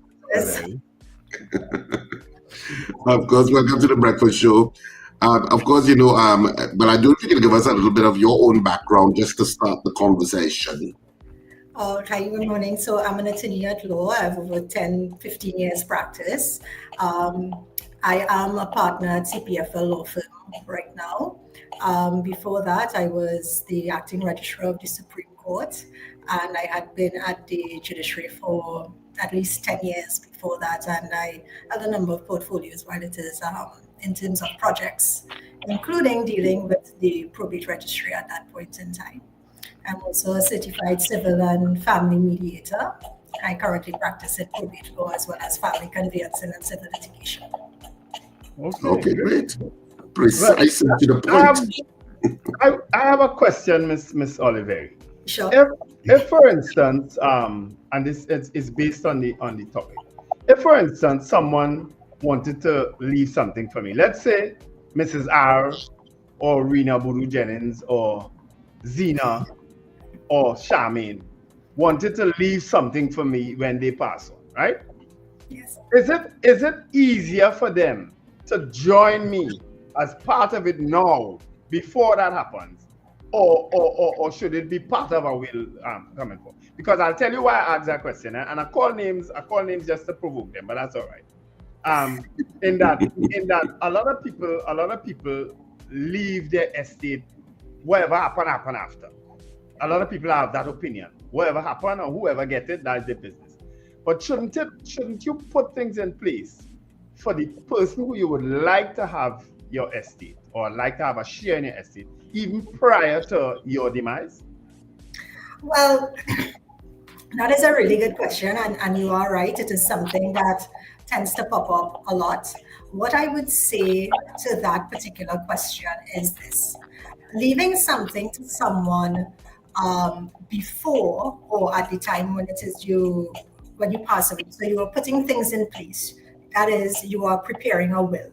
What is a will? We want to know, most people are just like, yeah, well, you leave a will and whatever it is. But a will is actually a legal document that expressly states your wishes regarding the distribution and the handling of your estate upon your death, right? So when you leave a will, what it does is that it sets out for those persons what you want to happen to your estate and when you want to, and to whom, I should say, you would like your estate to go to. And yes, the flip side of that is that if you do not do that, you leave it up entirely to the terms of what is set out in the law. Because the law actually sets out what is supposed to happen in the event that you do not have a will. So the law is going to say, well, these are the persons who are entitled to apply for your will, and these are the persons who are entitled to benefit and inherit on your estate. So if you do not put those things in place, what is going to happen is that you are going to have the automatic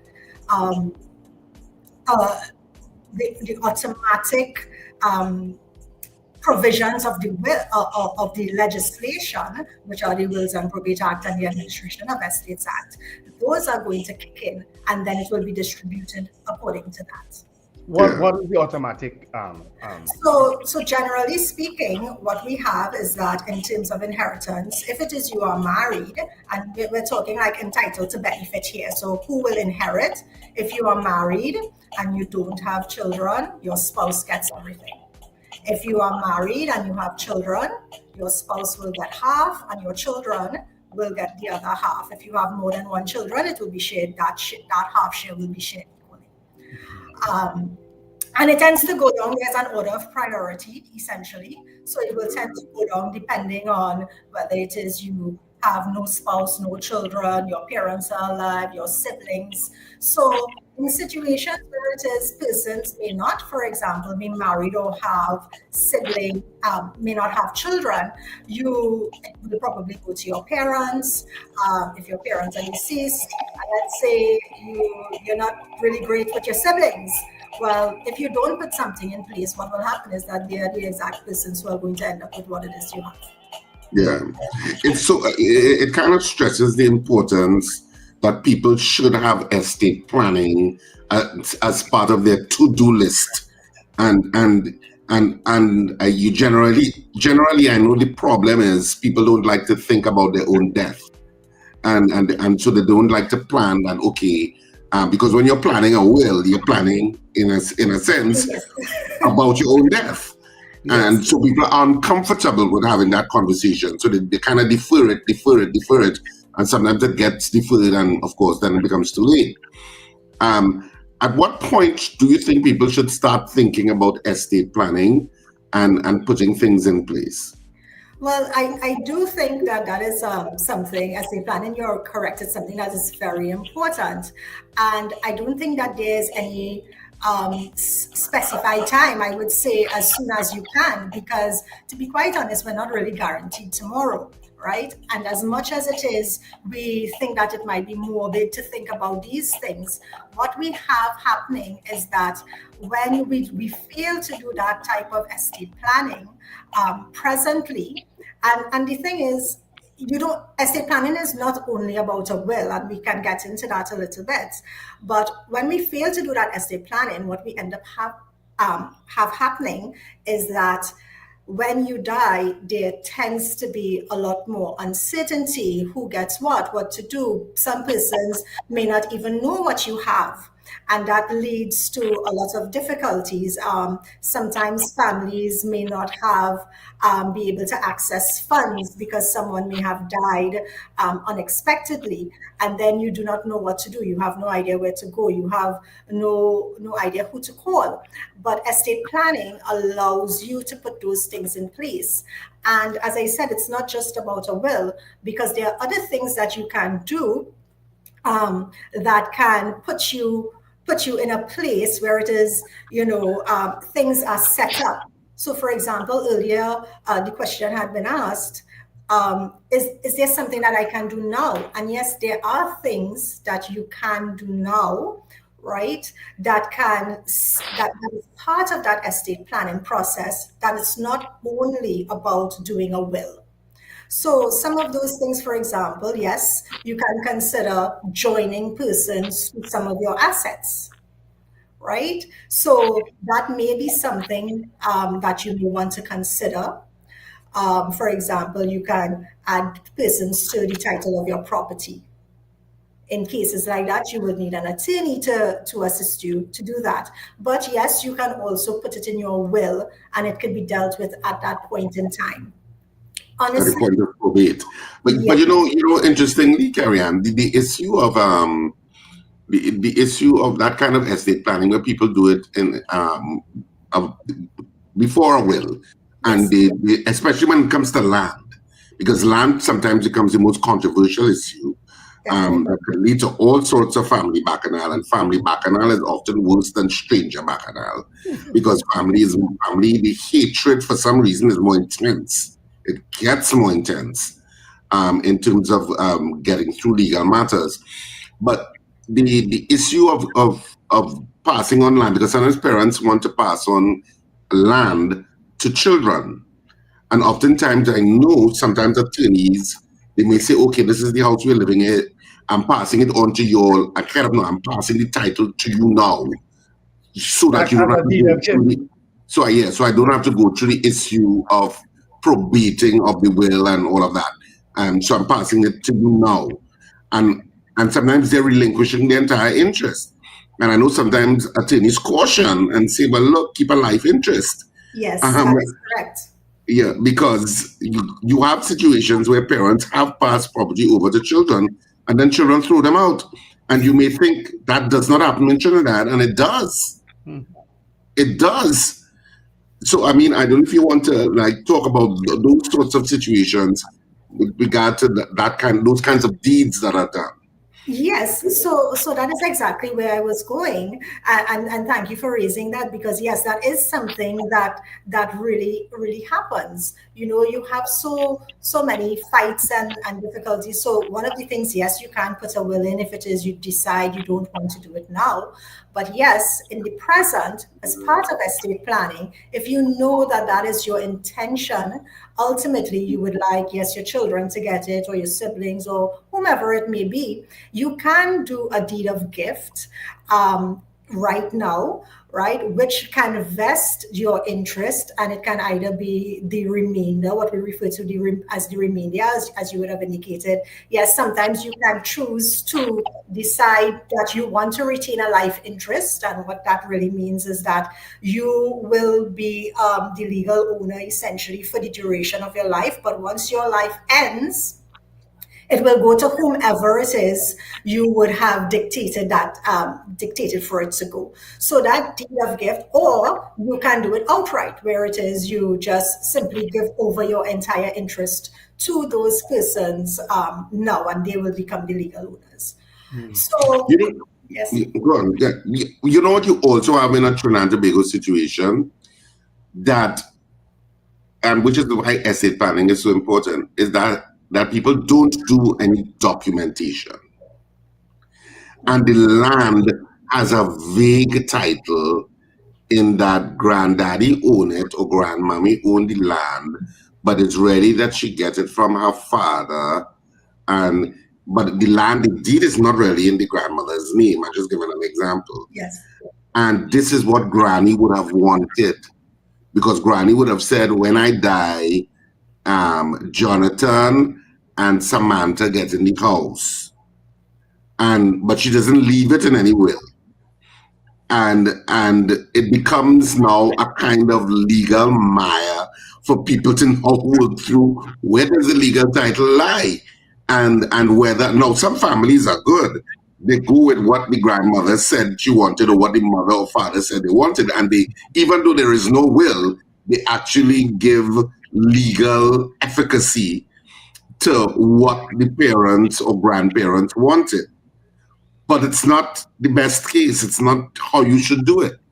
No, and you are right, because one of the things that tends to happen, and it goes back to our first question, it would be that you need to put that documentation in place, because yes, someone, now you raise a number of issues there. You have one, the proper estate planning for Granny, right? Because not necessarily because Granny said that Jonathan has to get it means that Jonathan will get it. Because as I said, if it is you do not have a will that specifically states how you would like it to go, then it means the law is going to kick in. And Jonathan may not be that person who may be next entitled, or the person with the top priority in terms of entitlement to inherit the piece of property that Granny has left, right? So that's the first part that you have to deal with. The second part, in terms of dealing with the issue of the title, what we tend to have happening in a lot of Trinidad families, and we see that all the time, is that, yes, I know this one owned it and that, and when you check back, it's your great-grandfather, Auntie Nenen, you know, as we say, and then you have to try and figure out how to get it into the names of the persons who are now alive and who are actually living on the piece of property. And that is one of the reasons why the estate planning is so important. When you do it now while you are alive, you are able to go and do the requisite title searches and determine whose name is actually in the property is in. And then your attorney can assist you in crafting and trying to determine how to get that into the names of the persons who are rightfully entitled.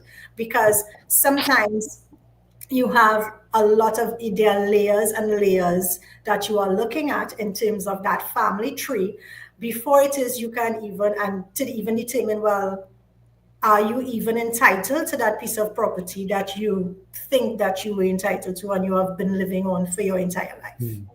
So therefore, is a deed of gift a better option as opposed to a will? I would not say that it is a better option. I would say it is a part and parcel of your estate planning tools. And the reason being is that some persons may not have the funding to do that now.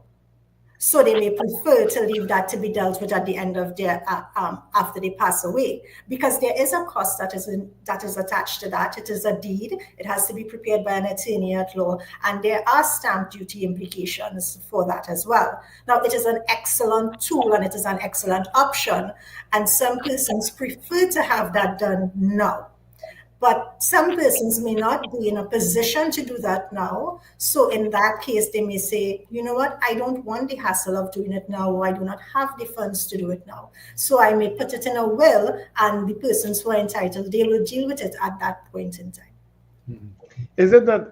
I think I saw a question earlier on in the chat. There's so many different issues came up in the chat.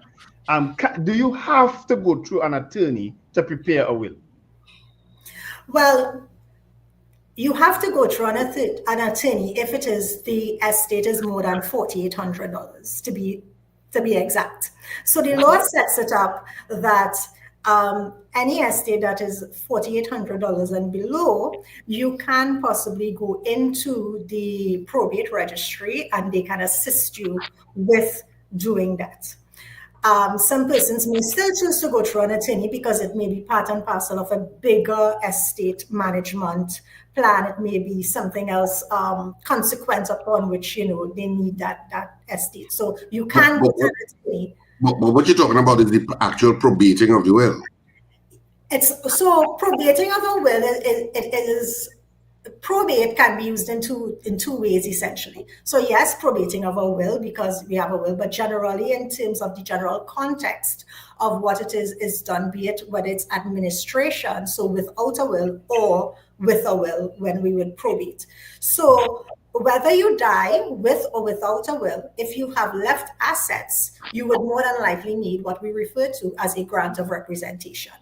And the type of grant of representation that you need, which will allow someone the authority to distribute and manage and deal with your estate and your assets after your death, that will depend on whether or not you died with or without a will, in the country, out of the country, that type of thing. Is that the same as letters of administration?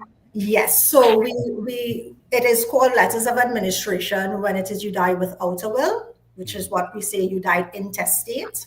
And if you die with a will, which is referred to as testate, you would obtain either a grant of probate if it's the executor, or if it's someone else named in the will, so a beneficiary or residuary beneficiary, it would be letters of administration with will annexed.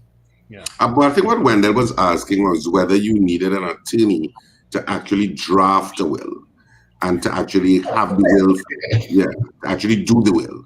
Or you can do that on your own. I think that's what you were asking. Am I right, Wendell? Yes. Yeah. Oh, my apologies. So in terms of drafting a will, while you can do it on your own, yes, because there is no stipulated format in which it is to be done, it is recommended, highly recommended, that you get an attorney. And the reason is that there are certain criteria that you must meet and certain things that must be done in a particular way that allows you to ensure the validity of that will. And as you would know, recently we've had a number of judgments, for example, speaking even with wills that have been prepared by attorneys, but there is a lot of guidance now, even more guidance so than there was in recent times, speaking about, what criteria needs to be met to ensure that your will is valid. Because ultimately, it's one thing for you to write a will and draft a will, but it is another thing to ensure that upon your death, even if it is challenged, that it will withstand those challenges and it will be considered to be your valid last will and testament. I'm glad you raised that, because I was about to ask that. Up until what point can you in fact do a will? Because there are some people on their deathbed, they're not of sound mind or body or whatever, and wills have been produced, signed by people in such a circumstance. Will those wills be valid? Well, one of the things that you must have to be able to do a will is sound mind and memory, right? And that is a legal requirement. So if you are not mentally capable to do a will, then your will can be considered to be invalid if it is challenged. Well, while you can do a will up until the time of your death, you must have that mental capacity to be able to do that will. And if you do not have the mental capacity, then the will cannot be considered to be a valid will. So does that mean then that the will that you may have prepared previously, before you got to that stage, that will be the valid will?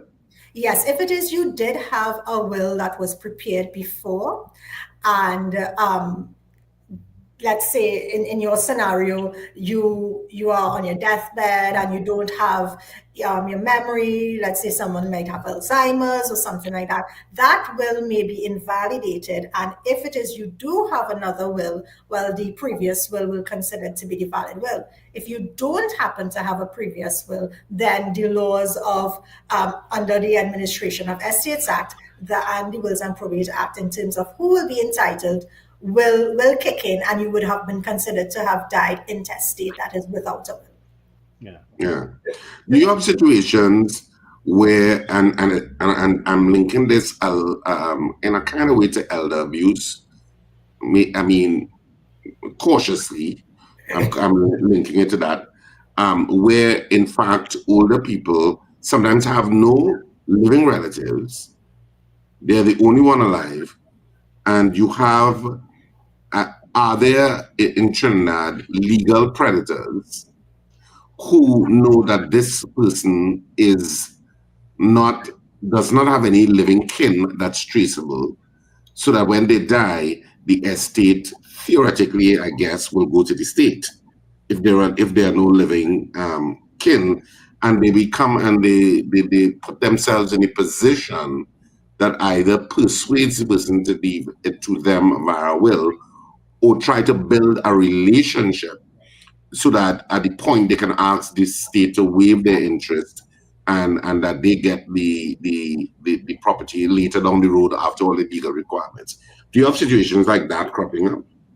Yes, there are situations like that that do tend to happen, and that is why it's important that, and I would say, just to go back to in terms of the recommending an attorney prepare your will, and it's not that you can't do it on your own. As I said, you can do it on your own, but to make sure you meet the requirements and to ensure that you don't have things like that happening, it would be important to have someone who can be independent and can advise you and guide you and ensure that these are in fact your wishes and that you are not being unduly influenced, that you understand the repercussions of what is happening, because you do have those situations happening. You do have persons who do not have family members.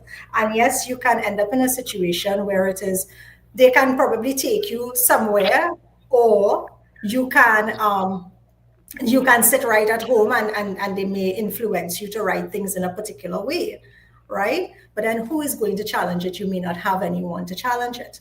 Yeah. And yes, you do have situations, and yes, theoretically, it does vest in the state. Essentially, it's actually in the Administrator General. And what will happen in a case like that, if you do not have someone, if you do not leave a will, is that the Administrator General will deal with the estate, but you may be then in a position to go and make a claim. And after proper investigations, because they do conduct very thorough investigations, they are the Administrator Generals, and that's the Office of the Chief State Solicitor. What they will do is that if it stops, they will thoroughly investigate and determine if there's anyone who may be able to make a claim to that particular estate. Yeah, because a lot of people tell you, will tell you that, okay, she adopted me, yes, and I grew up with her. But there is no real legal adoption, and there is no real relation by blood. It's just that it took the child. Sometimes you have, people who took a child because they were going to be in a terrible circumstance, and it becomes a child of the family, but there really is no blood link. So you have those kinds of situations too. I actually am dealing with a matter that's very similar to that, and that is something that does in fact happen, right? And you do have these persons who sometimes may say, I'm your adopted so-and-so, and it's like, when you sit and you try to find out exactly what exactly is the relation and the connection, you realize, oh, well, it's just someone who had probably been helping around the house, and then you come around often enough and you become known as a nephew. Because, in Trinidad, that everybody's a family member. Yeah, that's my niece and that's my nephew and uncle this and auntie that, right? And that person comes around enough times and they build a relationship, and sometimes, that can outsmart, so to speak, even the best investigator that might be sent, because they will say, well, yes, I know that person has been coming around for a number of years and they are rightfully entitled. And then something may happen, and then actual family members realize, and then it becomes a little bit of a battle. But sometimes in a case like that, you can also lose your property and your inheritance, because that person may have been in a position to claim it, and it was and it is then legally transferred across to that person. And then what recourse do you have? You'd have to go to the courts, and then that becomes an even bigger claim. Yeah. So it is important, but you do have to guard against some of the obviously inherent risks that can come with it. And you have a lot of older persons who families may have migrated and they live on their own. And, it's just important for you to just check on your family, your elderly parents, your elderly aunts, uncles, all of these persons, and to ensure that they are okay, because sometimes people creep into their lives and then that can create a lot of difficulties as well for them. Well, the opposite can also be true in a case like that, Miss Oliverie, in that families have abandoned their loved ones, their elderly parents or elderly grandparents or whatever, and they would have, how I should put it, embraced someone else who they might call a godson or goddaughter or whatever. And at the end of the day, the family is maybe the ones who coming back and claiming for the property that the elderly person may have meant for someone else. How does the court treat with a matter like that? Well, the court is going to be bound by what is in the law. So as I said, it really always is going to come down to, do you have a will or do you not have a will? Right. Yep. And as important as it is for us to consider the estate planning tools and the things that we can do while we are alive, even if it is we determine, for example, that yes, I want to treat with all of these things while I am alive, sometimes something slips through the cracks. So it's also still important for you to have that will in the event there may be something you have overlooked. You have a will that says what is supposed to happen. Because the courts, to go back to your question, the court is going to say, well, is there a will? If there is no will, then the law is going to operate. So we will determine what is the order of priority. Was that person married? Did that person have children? Who is the person entitled to that estate? And it's blood relatives that it goes down by, the order of priority. So if you're not a blood relative, then the likelihood of you getting that without probably some form of contractual agreement or something in writing is going to be highly unlikely. Yeah. Would you be willing to take some calls? Yeah. Sorry. Thinking alike. Of course. Yes, we can take a couple of calls. Yeah, I mean, we have some conversations on the chat, but most of which you've dealt with, I think. The deed of gift, the issue of lawyers preparing wills and so on. Or most of those things you've already dealt with. So we can open the lines now. 281-1315. Attorney Kerri-Ann Oliverie is our guest this morning. We're dealing with inheritance and wills and so on. And yes, my name is. Anyway, it's spelled, and Richard Ragobasi's name is spelled too, right? So we could take your calls now. I wanted to also touch on power of attorneys, because sometimes somebody has died and they say, oh, I have the power of attorney for them. Yes, I'm glad you raised that one, Richard. Yes, that's a very important one, because a lot of persons don't actually realize that a power of attorney dies with that particular person. So there are a couple of things that you do need to understand there. The power of attorney is no longer going to be valid. So yes, if that person has died, that is the end of that power of attorney, as well as if that person becomes mentally incapacitated. So during your lifetime, if it is you gave someone a power of attorney and that person then, for example, has dementia, Alzheimer's, whatever the case may be, but their mind is no longer there, that power of attorney actually becomes invalid. And that is something that needs to be understood by persons, because I know people take these powers of attorney and they go around and, they do all sorts of things, but the validity of the power of attorney actually ends when that person no longer has that mental capacity, as well as when it is that person dies. But who invalidates it, Miss Oliverie? It's invalidated by law. That is just the way that it is set up, essentially, because you have to have that mind. I am giving you to do something on my behalf, right? But I have known, I know that is what it is I am doing, but it automatically comes to an automatic end when it is you die. Because you're no longer alive. I cannot give you something. I'm not even here to give it to you. Right. Yeah. Young Mr. Davis, are there any calls?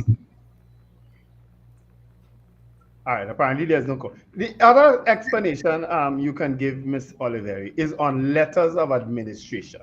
Because a lot of people who would have died without a will, families have to now apply for letters of administration. Of course, they have to decide who would be the main person moving forward on letters of administration. This sometimes poses challenges, I know, for some families, if they don't come to an agreement. How can that be overcome? So the term letters of administration has to do with the type of grant that is being applied for. So it is a grant that is applied for when it is that person dies without a will. And when that person dies without a will, what we have to determine who applies for the grant, and what that grant essentially does is give you the authority to administer the estate, is going to be determined based on below. And the order of priority essentially will be your spouse, then children, then parents, then your siblings, essentially. That's like a very short, order of priority. So determining who is going to apply will be dependent on who is that order of priority, like the relations that person has. If it comes down to a point, for example, where it's children and we have multiple children, then they can agree.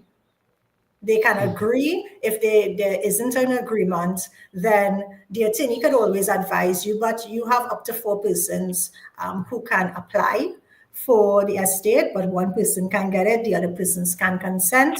And there are other ways that you can make the application, and the attorney can legitimately advise you on the various options that will be available to you in terms of that, be it getting the consent, ensuring that you notify that person, etc. And children of the marriage and children outside of the marriage stand in equal footing. They do stand in equal footing. So yes, I was seeing a comment, someone saying persons, can crawl out of the woodworks. And yes, we do have that happening. Persons can. And if those persons are able to prove that they are children of the deceased and that deceased person has died without a will, then, as we had said very, very early on, they would be entitled to either half, equal share of half if there's a spouse, but if there's no spouse, the children will be entitled to the entire estate in equal shares. So once you are able to prove that you are that child, whether you're inside the marriage or outside of the marriage, then you are also entitled to inherit. Yeah. Any calls there? As I'm seeing people chatting that they're trying to call. Yeah. Good morning, caller. Good morning, caller. Morning, folks. Oh, I'm trying to ask a question to the attorney. Why does it take over 10 years to obtain a letter of administration from the Register of the High Courts? All right. Thank you. Thank you. You can listen online. Well, while I'm no longer at the registry, and I cannot speak to what the reason is currently, I do understand that yes, that there are some delays, but there are a number of reasons that delays can occur, but that is something that I guess you would have to, if it is, for example, it's a specific situation that you're dealing with, then you would probably need to speak with your attorney to determine if there are any questions that may have been asked by the registry that need follow-up additional information. Yeah. Good morning, caller. Good morning.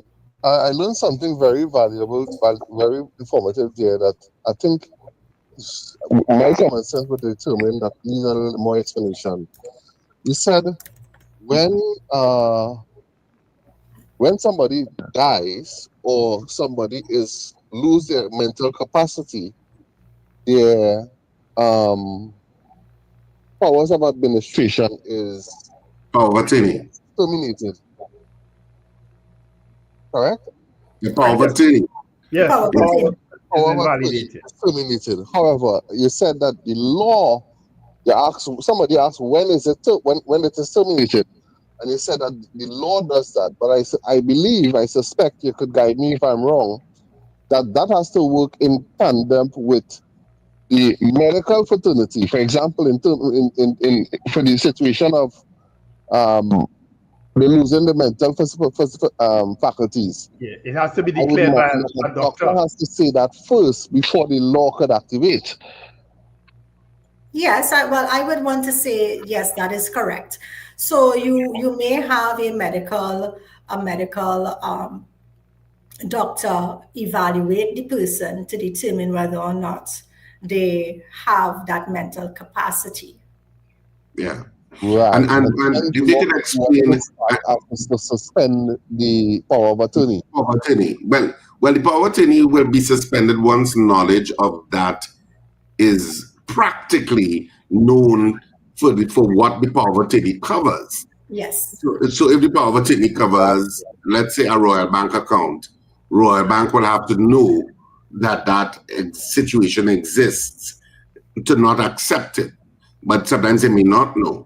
But the proper legal thing, well, if you could go through Kerri-Ann, what the proper legal thing would be to do in a situation like that, when the power of attorney is no longer valid, because I think you'll have to make an application on the Mental Health Act. That is correct. So in a case like that, what you would need to do is make an application under the Mental Health Act for you or whomever it is. It will be a family member, a close family member. It is usually to be appointed as the committee of the person. And that committee would then be vested with the powers and authority to deal with that person's assets while they are alive, but during the period of their mental capacity. Yeah. Incapacity. Is it also a requirement to get an assessment on the person who's appointed as the committee for the person? Well, no, it isn't. And that would only really come into play if it is that person may be of an advanced stage and there is a concern.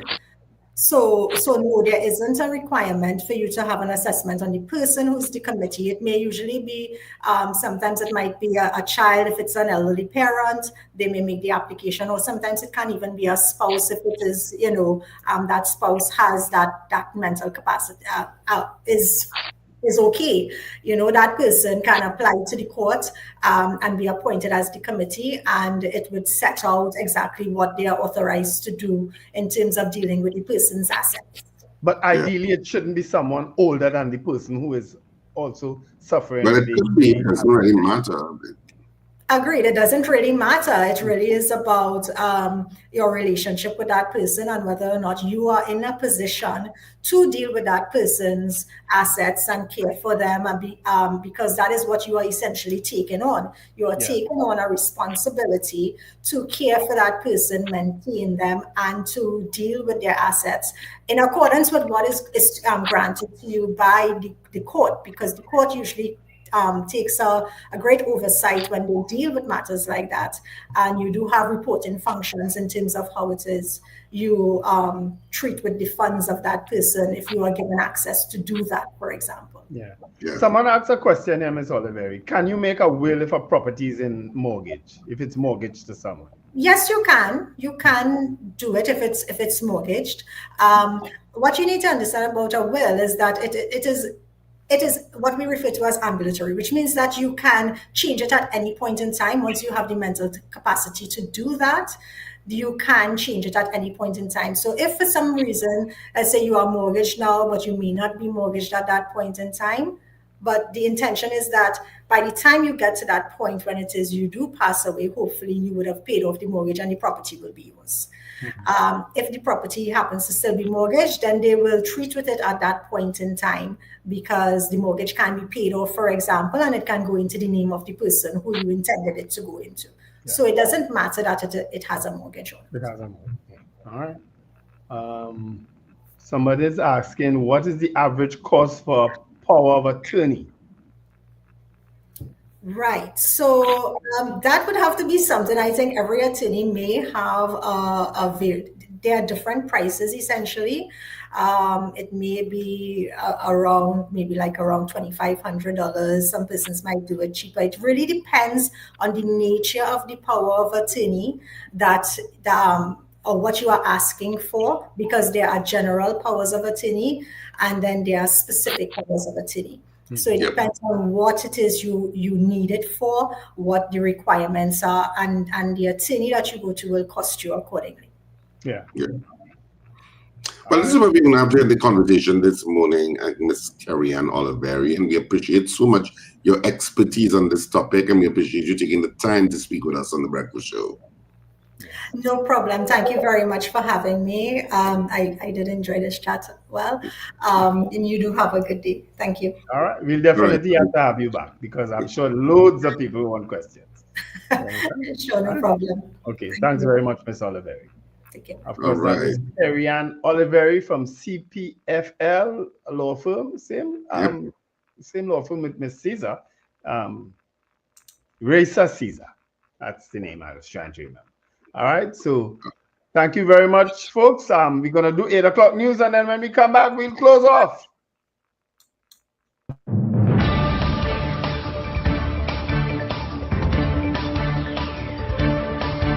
The news you need, the clarity you deserve. Local, regional, global. This is Net Radio News Now. This is News Now on New Era TT Radio. I'm Derek. The future of Jack Warner's extradition now hinges on Attorney General John Jeremy SC. British attorney Robert Strang, representing the state, confirmed that Jeremy is reviewing Warner's 2015 extradition to the U.S. on corruption charges, amid serious allegations of misrepresentation by previous attorneys general. Justice Karen Reed granted an adjournment on Warner's latest legal challenge to allow the AG to gather evidence and respond to findings by former Chief Magistrate Maria Earl Cattle. She had raised concerns over the absence of a written agreement required by law and accused the state of a colossal misrepresentation. Warner's lawyers allege dishonesty and fabrication by the state, while Strang said the AG is committed to a thorough, fair probe given the implications for justice and future extraditions. Warner, now 81, remains on $2.5 million bail as the matter returns to court in October. Rural Development and Local Government Minister Khadija Amin has hit back at former Works Minister Rohan Sinanan, rejecting his claim that the unemployment relief program was more efficient under the PNM. In a statement Monday, Amin said Sinanan has failed to accept responsibility for what she called years of political interference, weak oversight, and mismanagement under his watch. She dismissed his claims of improved performance through reduced spending, saying the program had become stagnant and ineffective. Amin said the UNC was elected to fix the URP, not cover up its problems, adding the blame UNC tactic has expired. Sinanan, in response on Sunday, defended his record, pointing to reforms during his tenure, including structured interviews and enhanced hiring systems.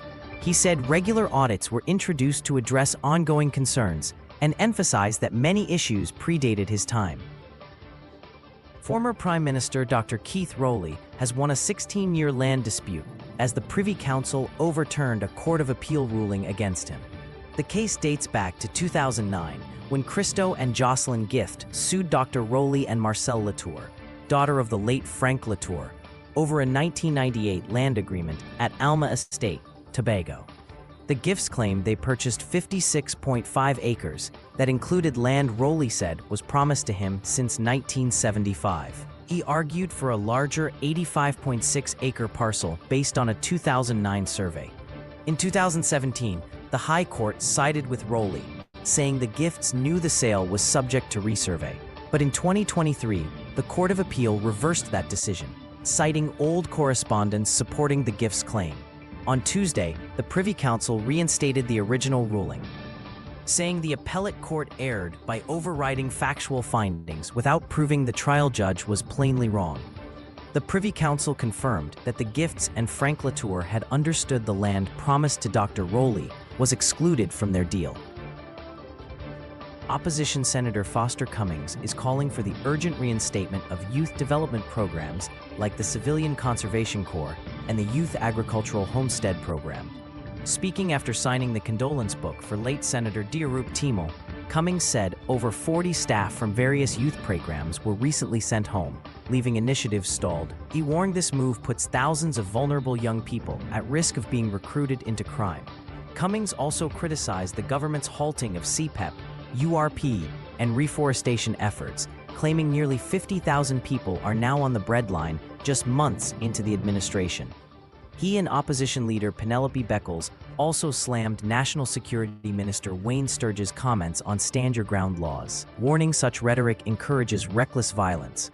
Beckles stressed the need for improved detection and faster justice to rebuild public trust and combat crime. an 80-year-old man is recovering after enduring a violent home invasion along Naparima-Mayaro Road on Monday afternoon. The terrifying ordeal happened around 4:00 p.m. while the elderly man, who lives alone, was in his washroom. Police say 2 masked intruders, one armed with a black revolver, entered his home and announced a robbery, demanding cash and gold. To force him to reveal the location of a firearm safe, the men reportedly beat him in the face and sprayed him with an aerosol can, igniting the mist to create a flame. The victim managed to escape into the bathroom and shouted for help. Neighbors heard his cries and contacted the Rio Claro police, but the suspects fled before officers arrived. The attackers stole $1,500 in cash, a $1,000 cell phone, a gold-colored watch, and 2 sets of car keys. PC Rampersad, WPC Roberts, and PC Rasawan are investigating.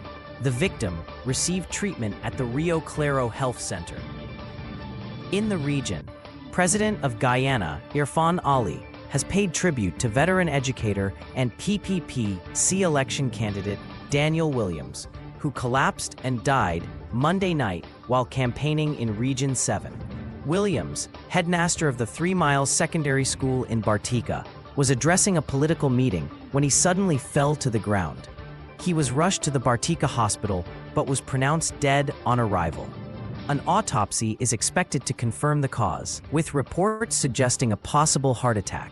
President Ali extended condolences to Williams' family, praising his dedication and promising to honor his legacy through continued development efforts in the region.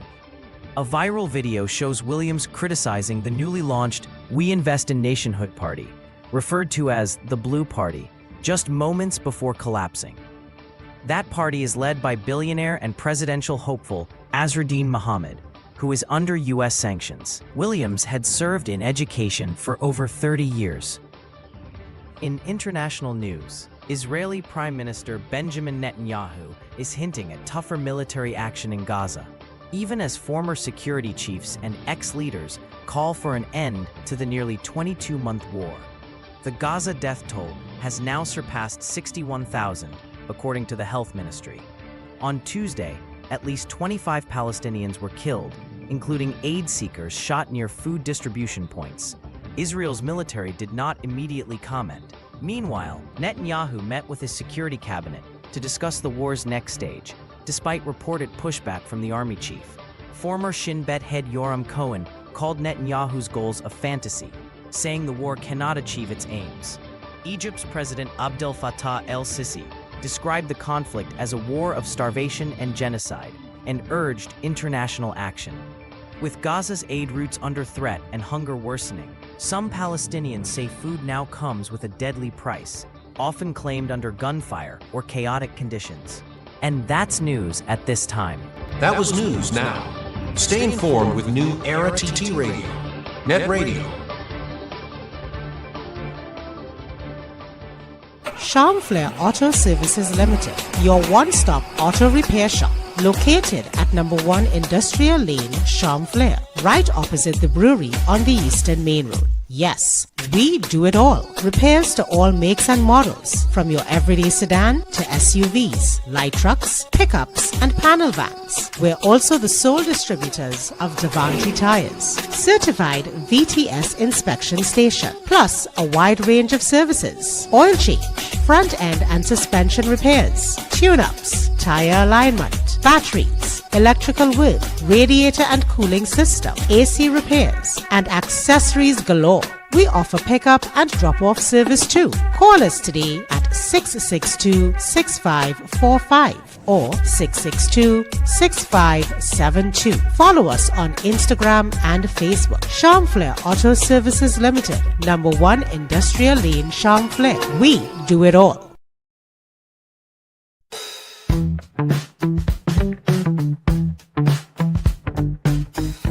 S&H Rumbox, 137 Western Main Road, St. James, for all your retail and wholesale needs for alcohol and non-alcoholic beverages. Call us at 686-0599 or visit us at 137 Western Main Road, St. James. S&H Rum Box. Drinking out of the box.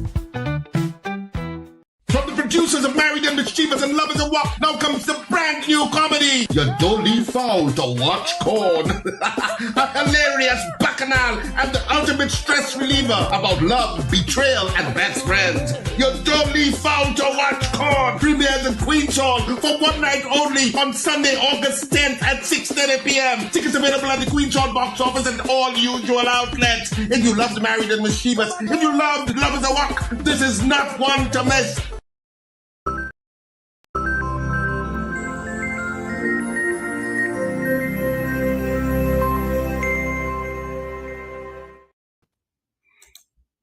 All right, so this is where we wrap things up on the breakfast show on this morning. Of course, just reminding you that tickets are available for You Don't Leave Foul to Watch Corn at Queen's Hall from 11 a.m. to 6 p.m. daily, and tickets are already selling, so get your tickets early. Tickets also available at Electronics Arima, Jabili Rawe, Tunapuna, and Tony's Florals in Valpark Shopping Plaza, Sharpler Auto Services, and of course, K-Squared Fashions outlets in West Mall, East Gates, and in Brentwood Mall in Chaguanas. We're so looking forward to this weekend. It's a brand new comedy that starts on Sunday at 6:30 p.m. this week. You should not miss it, trust me. We won't, don't worry. Once again, thanks to Miss Oliverie and Miss Caesar in CPFL Law Firm for giving us these free consultations the last few weeks. And providing some valuable information to our listeners and viewers. Yes. And we'll continue to do that. We'll reach out to the law firm and to others, for their expertise in terms of helping people, because I know Dean Allen was complaining about the cost of lawyers. Well, look at that, you're getting it free, Dean. A lot of questions were answered in the last few weeks concerning legal issues, and you're getting it free of charge from some beautiful young ladies. All right, so folks, it's been a great day again. The sun is out shining in Arima. I don't know how it is in your neck of the woods, but we're gonna make most of the sunshine. And Cheryl Henry, thanks for giving us all the experiences you had. She's quoting a lot of cases here. She said, let me read this one. She said, I read a case where Justice Sipasa told her common law wife she was months short of 4 years in order to claim the man's estate. He said to women in common law relationships, get their name on the property. Yep. It's one of those real life issues. Yeah. It even happens with same-sex couples too, because you don't recognize that in law. People live with one another for years and they end up with nothing because a sister come in or a brother come in and decide they want it. They get kicked out. Those are things that do happen. So put your things in place. All right, so have a fantastic day. Whatever you do, remember to smile and laugh. It's great for your health. Yep, folks, it's been a wonderful day. Remember, one life, live it. Of course, and this has been The Breakfast Show.